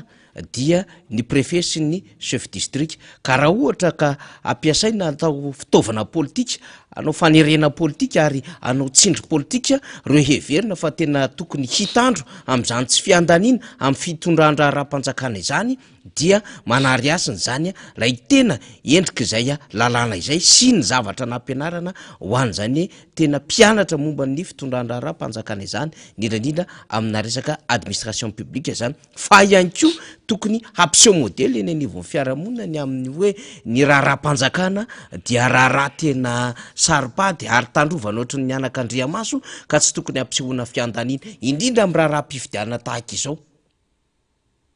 atahorantsika mihitsy ny hiteraka zava-doza anatina crise post électorale ny tompona ndraiky mpanjakana zay misolo tena ny fanjakana no mety hanao fanerena na mety hanao ihany ko propagande mialohan'ny fotoana zany ny mbola merimberenantsika amin'ity resaka ity satria isan'andro tsika de mahazo lafim-bavao maro samihafa tairitsika ihany ko ny syndicat zay hivondrona ny toy ny tompona ndraikitra lehibe zay nanao fianarana ambony momba fitantanana raha-mpanjakana tony mba apahafantatra tsara ny adidy manoloana ny zavatra zay navoaka ministera tahaka izao fa mbola hijanona amin'ny raha-raha-mpifidianana ihany tsika tamin'ity androany ity de nisy lohateny gazety zay nivoaka ary miparitaka any amin'ny tambajotra sosialy ihany ny mikasika indrindra ny amin'ny fahafahana sa tsy fahafahana milatsaka ho an'ireo olo-pirenena de ny gazety mpiseho isan'andro iray tsy maninona voakantsika eo ny titran'izany gazety izany de milaza ny amin'ny fifidianana filoham-pirenena nanamafy ny ACC fa tsy afaka milatsaka izay tsy mizaka ny zolo-pirenena malagasy itsika aloha zany te hiteny fa izany resahan'ny ACC zany tompoko dia mazava tsara ny ambaran'ny artikla na ny 9 ao anatin'ny lalam-panorenana zao ny voavakiny zay olona rehetra milatsaka ho fidiana ho filohan'ny repoblika dia tsy maintsy mizaka ny zom-pirenena malagasy noho izany ty ambaran'ny ACC ity dia tsy zava-baovao fa zavatra iainanao anatin'ny fanajana ny lalàna lalam-panorenana ary gardien zany constitution zany ny ACC ary tamin'ny antotantaratasy zay namohan'ny ACC fandaminana mialoha tamin'ny fifidianana 2024 ito ambiketo ito le izy asehoko atsika 2024 dia nambara mihitsy ato anatin'ny antotantaratasy zay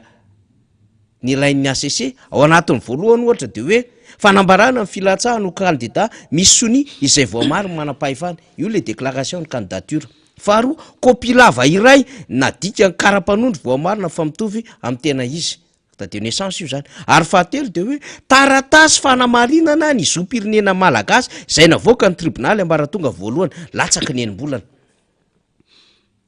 ty resahan'ny ACC amin'ny lohateny gazety ary miparitaka any amin'ny tambajotra sosialy ity zany de efa mazava fa zay tokoa ny andraikitry ny ACC ary ambarany ny andiny fa 9 ao anaty lalam-panorenana zany fa inona ny tena andrasana am'le fitondrana inona ny tena andrasana am'le ACC inona ny tena andrasana am'ilay tribonaly zay efa nisy nanao fitorina any amin'ny tribonaly ka anisan'izany ny DDM tarihan'ny fanily soherinaivo ary napetraky ny mpisolovavany zany ary efa nisy taratasy ihany ko tonga eny anivon'ny ACC ary efa nisy any koa antoko politika nilaza an'izany fitarainana ny amin'ny fizakan-jom-pirenena frantsay angay any rajoely zany any amin'ny anteny mera-pirenena dikan'izany ny adevitra eto zany de zao tsy hoe dans l'ensemble ka ny candidature an'ireo porotsako vidiana ihany ny adevitra fa ity misy ka anankiray misongadina ka ny any rajoelina zay akolitra ny hoe handinihana ny candidaturany de hoe ahoana lay firotsahako vidiny tamin'ny fifidianana farany teo zay efa nametrahan'olona fitoriana azy ka tokony amaly zany ny fitsarana ambaratonga voalohany ao anatiny ty fanomezana tota taratasy zay nambaran'ny ACCT zany ny amin'ny hoe taratasy fanamarinana zom-pirenena malagasy izay navoaka ny tribonaly ambaratonga voalohany latsaky ny ambolana de mila mamaly an'izay ny tribonaly ambaratonga voalohany député Mambrabendrina aloha hitondratsika adevitra ty resaky ty fa saodia misy tetika politika hafahafa any ambadika zao resaka inina voiziny zao ka mila mampamailo atsika rehetra mijery ny sitany HCCA zao de hitako mivokatiny ho an'ny fifidianana filoham-pirenena taona 2024 efa mivokato ireo atota taratasy rehetra ilaina mba ahafahana milatsaka de mbola miverina ato ny zavatra nylazainy faniry teo ty zany efa miainga 2018 ty 2018 ty ampelantanako ty 2023 am'ty 2023 ty zany efa mifototra amin'ny mazava ho azy fa amin'ny lalàna fehizoro 2024 ohatraohatra sivy ty kanefa ihany koa mifototra amin'ilay didim-panjakana miainga avy amin'ilay didim-panjakana 2024 520 zay vao nivoaka tamin'ny faharaiky amby folo ny volana jolay 2024 dia eo amin'ny tsipika fahatelo zany hoe taratasy fahatelo ilaina zany iny hoe un certificat de nationalité malagasy daté de moins de 6 mois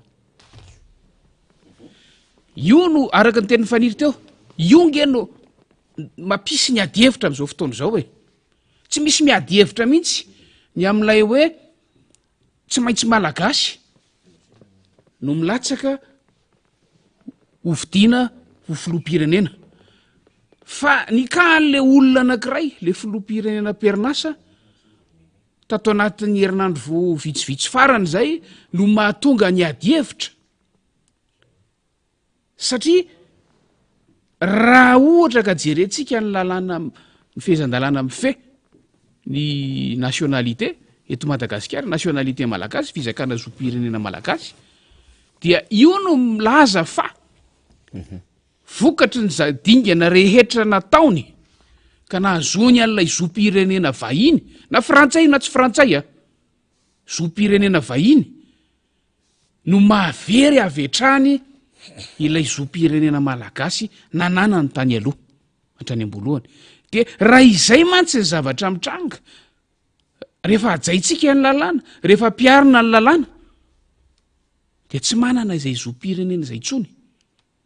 io filoham-pirenena perinasa io tsy adika hevitra eto no hoe ahoana zany ny mandafarany teo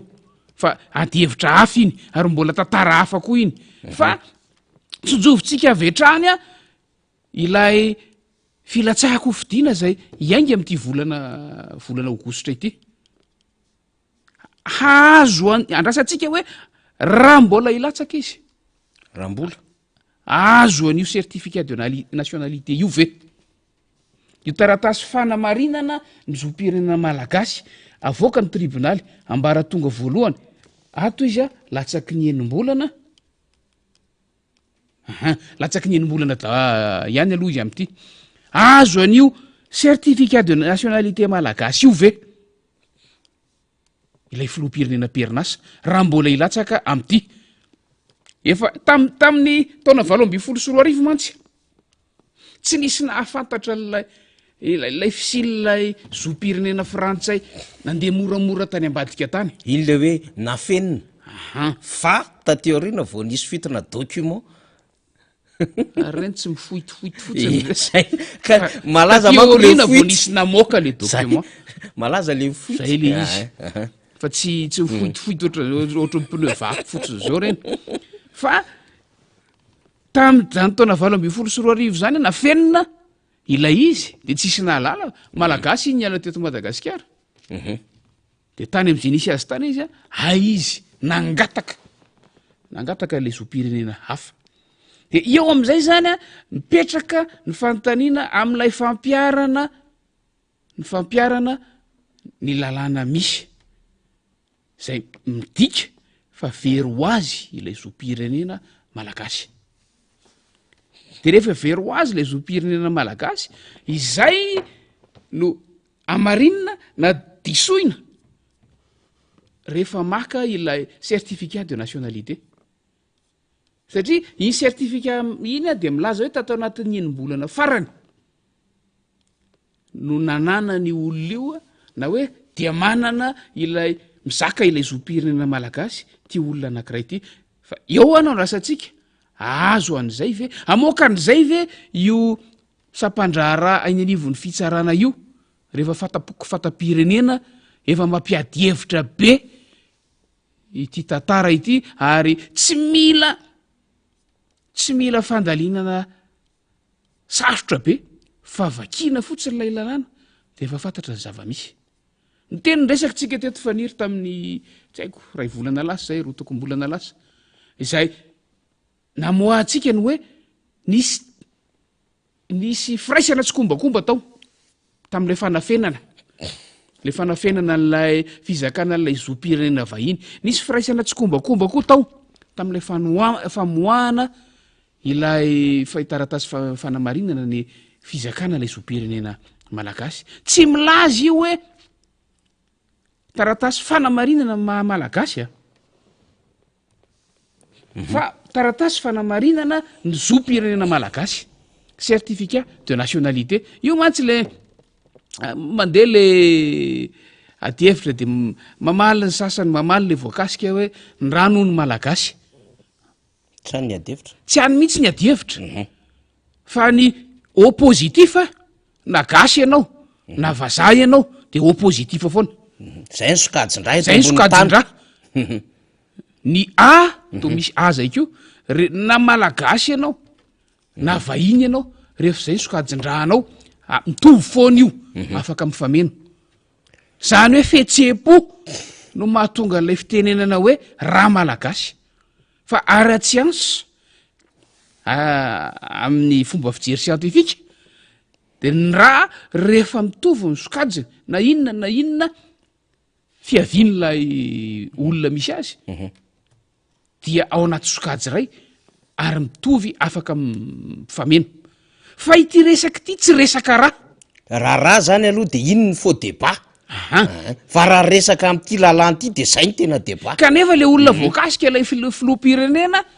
tsy vasana tsy mahita olo iresahana tsony izy na tsy takatry ny sainy lay ady hevitra mandeha am'izao fotoana zao na midepase azy mihitsiny satria tsy napozy ny fivoan'le taratasy de any am' tsy izy mihitsy zay mivonto moa no manaytaina ozy ny fomba fiteny asa raha mahalaza azy zay fa resaka fizakana zom-pirenena zany tompoko lalàna no mifeha zany lalàna ny firenena tsirairay izay tsy misy idiran'ny sokajin-dra amin'ny maha olombelona averiko fa tsy rehefa tena zoina io sokajin-dra io tsisy afantaranao maky ianao raha anankiray tsy ampahafantaranao avy izy iny na avy aizy de jereo ahoana nao afantaranao avy amina malagasy io na avy amina vahiny fa ny fizakanao zom-pirenena tsy misy resaka fiaviana koa eo satria mbola napoitra ny ihany ko tam'ilay fionana tamin'ny mpanao gazety ndray mandeha tafa mo filazana iny tamin'ny fotoana iny tafatafa mbola mipoitra tao ihany ko ny tsy fahaizana manavaka ny atao hoe fiaviana so ny zom-pirenena fa fantatra tsara fa fiaviana avy amina firenena anankiray fa ny zom-pirenena zakana tsy voatery avy amin'iny vokatry ilay lalàna zay misy ary sika eto Madagasikara de io ny lalàna tsika rehefa nangataka ianao hanana zom-pirenena hafa de very ilay zom-pirenena ny avianao tsy Madagasikara rery nge manao an'izany fa niry misy za manana namana mipetraka amina firenena vahiny any velany ihany tany amin'ny taona 1970 rehefa navita bacalauréat izay tamin'izany fotoana izany dia lasa nyfindramonina nianatra tany ireny namana ireny zay rehefa tafahoana zay taty aoriana 30 taona taty aoriana tafahoana tany amin'ny toerana nisy azy dia anisany mbola olana ho azy tsy hoe olana be moa zany fa anisany mbola tsy maintsy tanterahany isaky ny tonga ny vanimpotoana navaozana zany ilay taratasy lay fahazondalana ipetraka any amin'le toerana olona any amin'le toerana dia hoy aho hoe fanganareo tsy efa nandritra zay 30 taona mahery zay tsy efa nahazo ilay zom-pirenena aty dia hoy izy hoe raha vao mangatak'izay dia very ny zom-pirenena malagasy anananay very ny malagasy anay satria ty firenena honenanay ity tsy manaiky mihitsy ny ananana zom-pirenena rozy moa ny firenena malagasy ihany koa lalàna any amintsika dia milaza fa very ho azy ilay zom-pirenena malagasy rehefa mangataka zom-pirenena hafa izay dia alohanay tsy mangataka hozy izy fa alohanay mandritra zay 30 taona mahery zay manavao hatrany ny fahafahana monina sy ny fahafahana miasa aty sala am'izay ilay izy any ny adihevitra faniry fa tsy any amin'ny resaka raha tsy any amin'ny resaka fiaviana tsy any amin'ny resaka fianaran-janaka fa any amin'ny resaka lalàna mife ny nationalité na ny zom-pirenena ny tondratsika fanazavana manko zany satria tena andrasana mafy am'izao fotoana zao zany de hoe ny eo anevon'ny fitsarana tena hamoaka n'izay fahafantarany araky ny lalàna izay tsy misy fiandanina tsy misy teritery ary tsy misy kajikajy politika na ihany koa mirakitra tombontsoa politika ny amin'ny tony raha itony satria raha ny zavafantatra zany zao de hoe nanafina ny fanana ny fizakanjom-pirenena frantsay nga iandry rajoelona 2024 mbola mandeha iny adevitra iny ka raha tsy tapitra iny adevitra iny efa haka adevitra vaovao amin'ny fifidianana 324 tsika de mendrika anokafana adevitra vaovao ihany koa zany ary zay le tiana tenenina hoe misy fenouveau mitranga eto amin'ny firenena eto ka tsy olon'olom-poana mandehandeha zany resahany eto fa filohan'ny repoblika mitandro ny fiandrianam-pirenena filohan'ny repoblika misy olo-tena ny fanjakana malagasy any ampitan-dranomasina eo amin'ny sehatresam-pirenena filohan'ny repoblika mitazona ny tsy ambaratelon'ny fiarova-pirenena filohan'ny repoblika mitazona ny tsy ambaratelony ihany koa ny tontolony miareniny malagasy amin'ny akabeany kanefa dia mizaka ny zom-pirenena frantsay zay efa nanary ny fizakanjo pirenena malagasy fa mpiarana ny lalàna zany io tadiavintsika io fa mpiarana ny lalàna io donc aorinan'izao famoahany ny ACC ny fanazavazavana samy hafa ny amin'ny antota-taratasy ilainy satria amin'ity volana aogositra ty député membre be indrindra ny 5 ny volana aogositra no sa 7 izay no isokatra 7 volana aogositra no isokatra ny fametrahany any antota-taratasy firotsahako fidiana ho an'ireo mieritreritra fa ho candidat pirotsako fidiana telo aloha hatram'izao nefa nilaza ny fahavononany de ho hitantsika eo zany ary vao mainka iazakazaka misy fivoriana etsero mivorony any Andraharo mivorony any Ambohijatovo mivorony any Andrainarivo mivorony any na toerana maro samihafa 67 hectara sy ny sisa ho andreo vondrona toko politika maro samihafa everitsika fa anakambary izy ireny ary hanana ny tena mety ho position politika goavambe satria ny acteur politique zay ny eona tamin'ny UEFA sy ny SADC ihany koa de samy miresaka amin'ity kahan'Andriamatoa Andry Rajoelina ty zay na maranantsika azy député membre be indrindra satria efa mandroso ny fotoana ny amin'ilay fiandrasantsika ihany koa zany lay tena vokatry ny antondihan'ny SADC teto Madagasikara satria liana ny rehetra hoe inona le résultat inona le zavatra noraiketiny ao anatin'ny antota-taratasy zay ngamba ny amiaranantsika azy député membre be indrindra eo amin'ny sehatrezam-pirenena goavambe zany ny antoko tiako Madagasikara moa de tsy mitsahatra mandrakariva hoe arao ny protocole ny SADC raha resaka fifidianana sy fandaminana ihany koa amin'ny fanatsarana ny fifidianana ho avy ireo fianakaviam-be resam-pirenenareo ny antony andehanany aty amintsika dia satria raha resaka fifidianana ny resahana fanaraha-maso ny fifidianana de satria misy ny fiarah-miasa mazava ho azy fa misy koa ny fanasana manokana zay ataony fitondram-panjakana ny amin'ny hoe handraisan'ireo anjara amin'ny fanaraha-maso ny fifidianana le fanaraha-maso ange tsy voatery hidika foana hoe satria misy ratsy fa ny fanaraha-maso koa azo adika hoe io manana ny hoe hanaporofoana ny amin'ny fetezan'ny fifidianana na tsy ny zavatra misy de zao zay tonga aty de manao ny tatitry ny fitsirihana nataony de avy eo manao an'ilay ataontsika hoe recommandation na toromarika makany amin'ny tsaratsara kokoa raha ny taorian'ny taona 2024 ny resantsika fifidianana io nresaka taorian'ny fifidianana 2024 de efa nanao ny tatitra ny asa nataony ny vondrony eropeanina efa nanao ny tatitry ny asa nataony ny vondron'ny firenena amin'ny teny frantsay OIF de efa nanao ny asany tatitra nataony ny sadeka ary raha ny tokony ho izy satria zay ny nanasana azy de manao an'ilay asa izy a de manao ny tatitry ny asa de manao izay recommandation ny anatin'le tatitra raha misy ny recommandation rehefa mahafapo de mahafapo fa matoa misy le recommandation matoa misy le toromarika ho amin'ny tsaratsara kokoa de misy tsy mety zany tao zay ny dikany zay ny logika ny zavatra tsy nety zany tao ary manome toromarika ao anatin'ireo mantsy reo fianavondrony raisam-pirenena reo manana traikefa fa tsy hoe eto Madagasikara ihany izy no manatrika fifidianana ary tsy eto Afrika ihany fa amin'ny tany maro eran'izao tontolo zao zay milan'izay ary ny fifampizarana amin'izay traikefa izay no entina anatsarana ny am'ireo firenena izay hita fa misy tsy mety ka milana zany fanatsarana zany de zay no ilana le recommandation ny olana de zao ny samy hitovin'ireo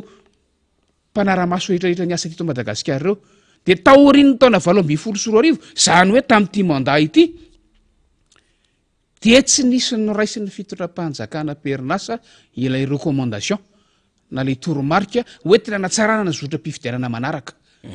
ho avy nefa efa anatin'le zotra-pifidianana manaraka nefa tsika io fa nampiseho ny alahelo no sy fanamariany na ny vondrony eropeanina na ny OIF na ny sadek ny amin'ny hoe nanao foana n'ilay andraikitra nampanaovina sy nanasananay zahay fa tsy misy na de iray aza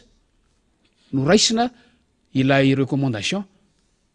zay nomenay izay midika fa miroso makany amin'ilay fomba everiny zareo fa mila fanatsarana nampiarina teo aloha foana ny fitondrana malagasy amin'ny mpikirakira ny fifidianana amin'ny ankapobeny ary zay no mahatonga an' zareo miverimberiny io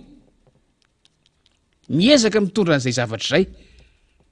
za moa tamin'ny fivoriana ndray mandeha tsy haiko volana desambra iny angamba faniry nahatongavandreo sadeka reo teto de niteny tamin'ny sadeka mihitsy tamin'izay fotoan'izay hoe fa maninona moa no tsy maintsy ny gouvernement tanany fahefanam-panatanteraka perinasa foana no andrasa anatanteraka an'ireo mise en œuvre an'ireo toromarika ireo na ireo recommandation reo fa rehefa tsy hanao izy tsisy hanao mihitsy ireo fa maninona tsy avondrona ireo acteur rehetrarehetra na mpisehatra amin'ny fifidianana rehetra na inona forona ny ara-politika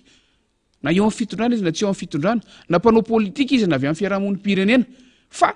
mpisehatra amin'ny resaka fifidianana fotsiny ireo no avondrona amina endrika na fandaharana anankiray hoentina manao an'izay mise en œuvre zay le fiteny frantsay ataontsika anaty farangososona mise en œuvre n'ilay recommandation reo de zay tsy vonina anaraka an'io ho tratra eo ilay finiavany tsy anatanteraka an'le izy dia izay vonina miroso makany amin'ilay fanatsarana manao an'ilay validation fa zay zava-misy de zao tsika tena efa akatoka tapabolana mialohan'ny fametrahana candidature tsika fa mbola resaka recommandation ny observateur foana resantsika mbola tsy misy manomboka akory marina fa ny sadeka efa manana ilay cahier moa filazany azy tamin'izany fotoana zany izay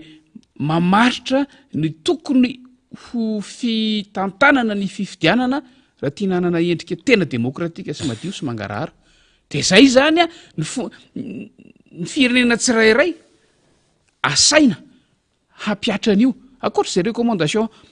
manokana vokatra ilay observation tamin'ny taona 2024 fa ny firenena tsirairay mpikambana mba isin'ny fitoviana ao anatin'izay vondrom-pirenena izay dia asaina hijery sy apiatra ny voalaza ao anatin'io kahie kely io izay io resaka sadek io faniry ny andrasantsika zany zao hoe atraiza ny fahafahana mahita ny fanavaozana rehetrarehetra ilainao anatin'le izy a sy ny ahafahana manery na mahazo antoka fa hapiatra an'io zavatra io hapiatra an'ireo fepetra ireo matoatsika niditra ao anatin'ny vondrona sadeka de fa nanaiky sy nampiseho fahavononana fa naraka zay zahatra hifanarahanao fa atraiza ny fampiarana an'izay eny ary zay moa tsy maintsy ny resahantsika zay ny antony zany a anisany matetika miona n'ireo sehatra resam-pirenena nisy olo-mamboaka mahamirabendrina na am'ireo masovo na am'ireo vondrona ihany ko zany a zay mifandray amin'ny firenena mikambana dia tahaky ny mazava ho azy ny firenena mikambana ny PNUD zay miasa simoniny eto amintsika ny OIF amin'ny organisation internationale ny francophonie ny AFD ihany koa miona an'ireny Union européenne reny miona amin'ny SADC sy ny sisa eny hatramin'ny vondrona afrikana ara manana an'izany profesa an'izany eto amintsika dia ilaitsika zay tsy maintsy miresaka an'izany isika satria tsy misy zavatra mandehandeha ho azy am'izao fotoana zao ary nanaitra antsika misy le teny nambarany teo anivon'ny sadek hoe misy ligne directrice révisé hafahafa zany resahana de izy tsika hoe aloha zany hoe nona tsara hoe ino zany daonina vaovao ary lay résultat n'le fionany sadek tamin'ireo mpisehatra politika teto Madagasikara omena n'le état membre ny sadek omena ny anivon'ny seni ary miazakazaka mafy ny seni am'izao fotoana zao milaza ny amin'ny rehefa tsy vonina amin'ny vola ao anatin'ny basket fond ny sehatra resam-pirenena vonina ny fitondram-panjakana de mipetraka amin'ny fanontaniana fa naninona ary ny tsy nataon'ny fitondram-panjakana hatramin'izay ary naninona ny nahena ny fitondram-panjakana le laila vola ny seni atrena fividianana de ozy tsika hoe raha fotsy be mamotsy nify io amonjy balina misy rakinendriny any tsy tongatonga ho azy bebe amotsy nify amonjy balina misy rakinendriny ao fa samy mailo tsika rehetra ary miantso atsika ho amin'ny famialona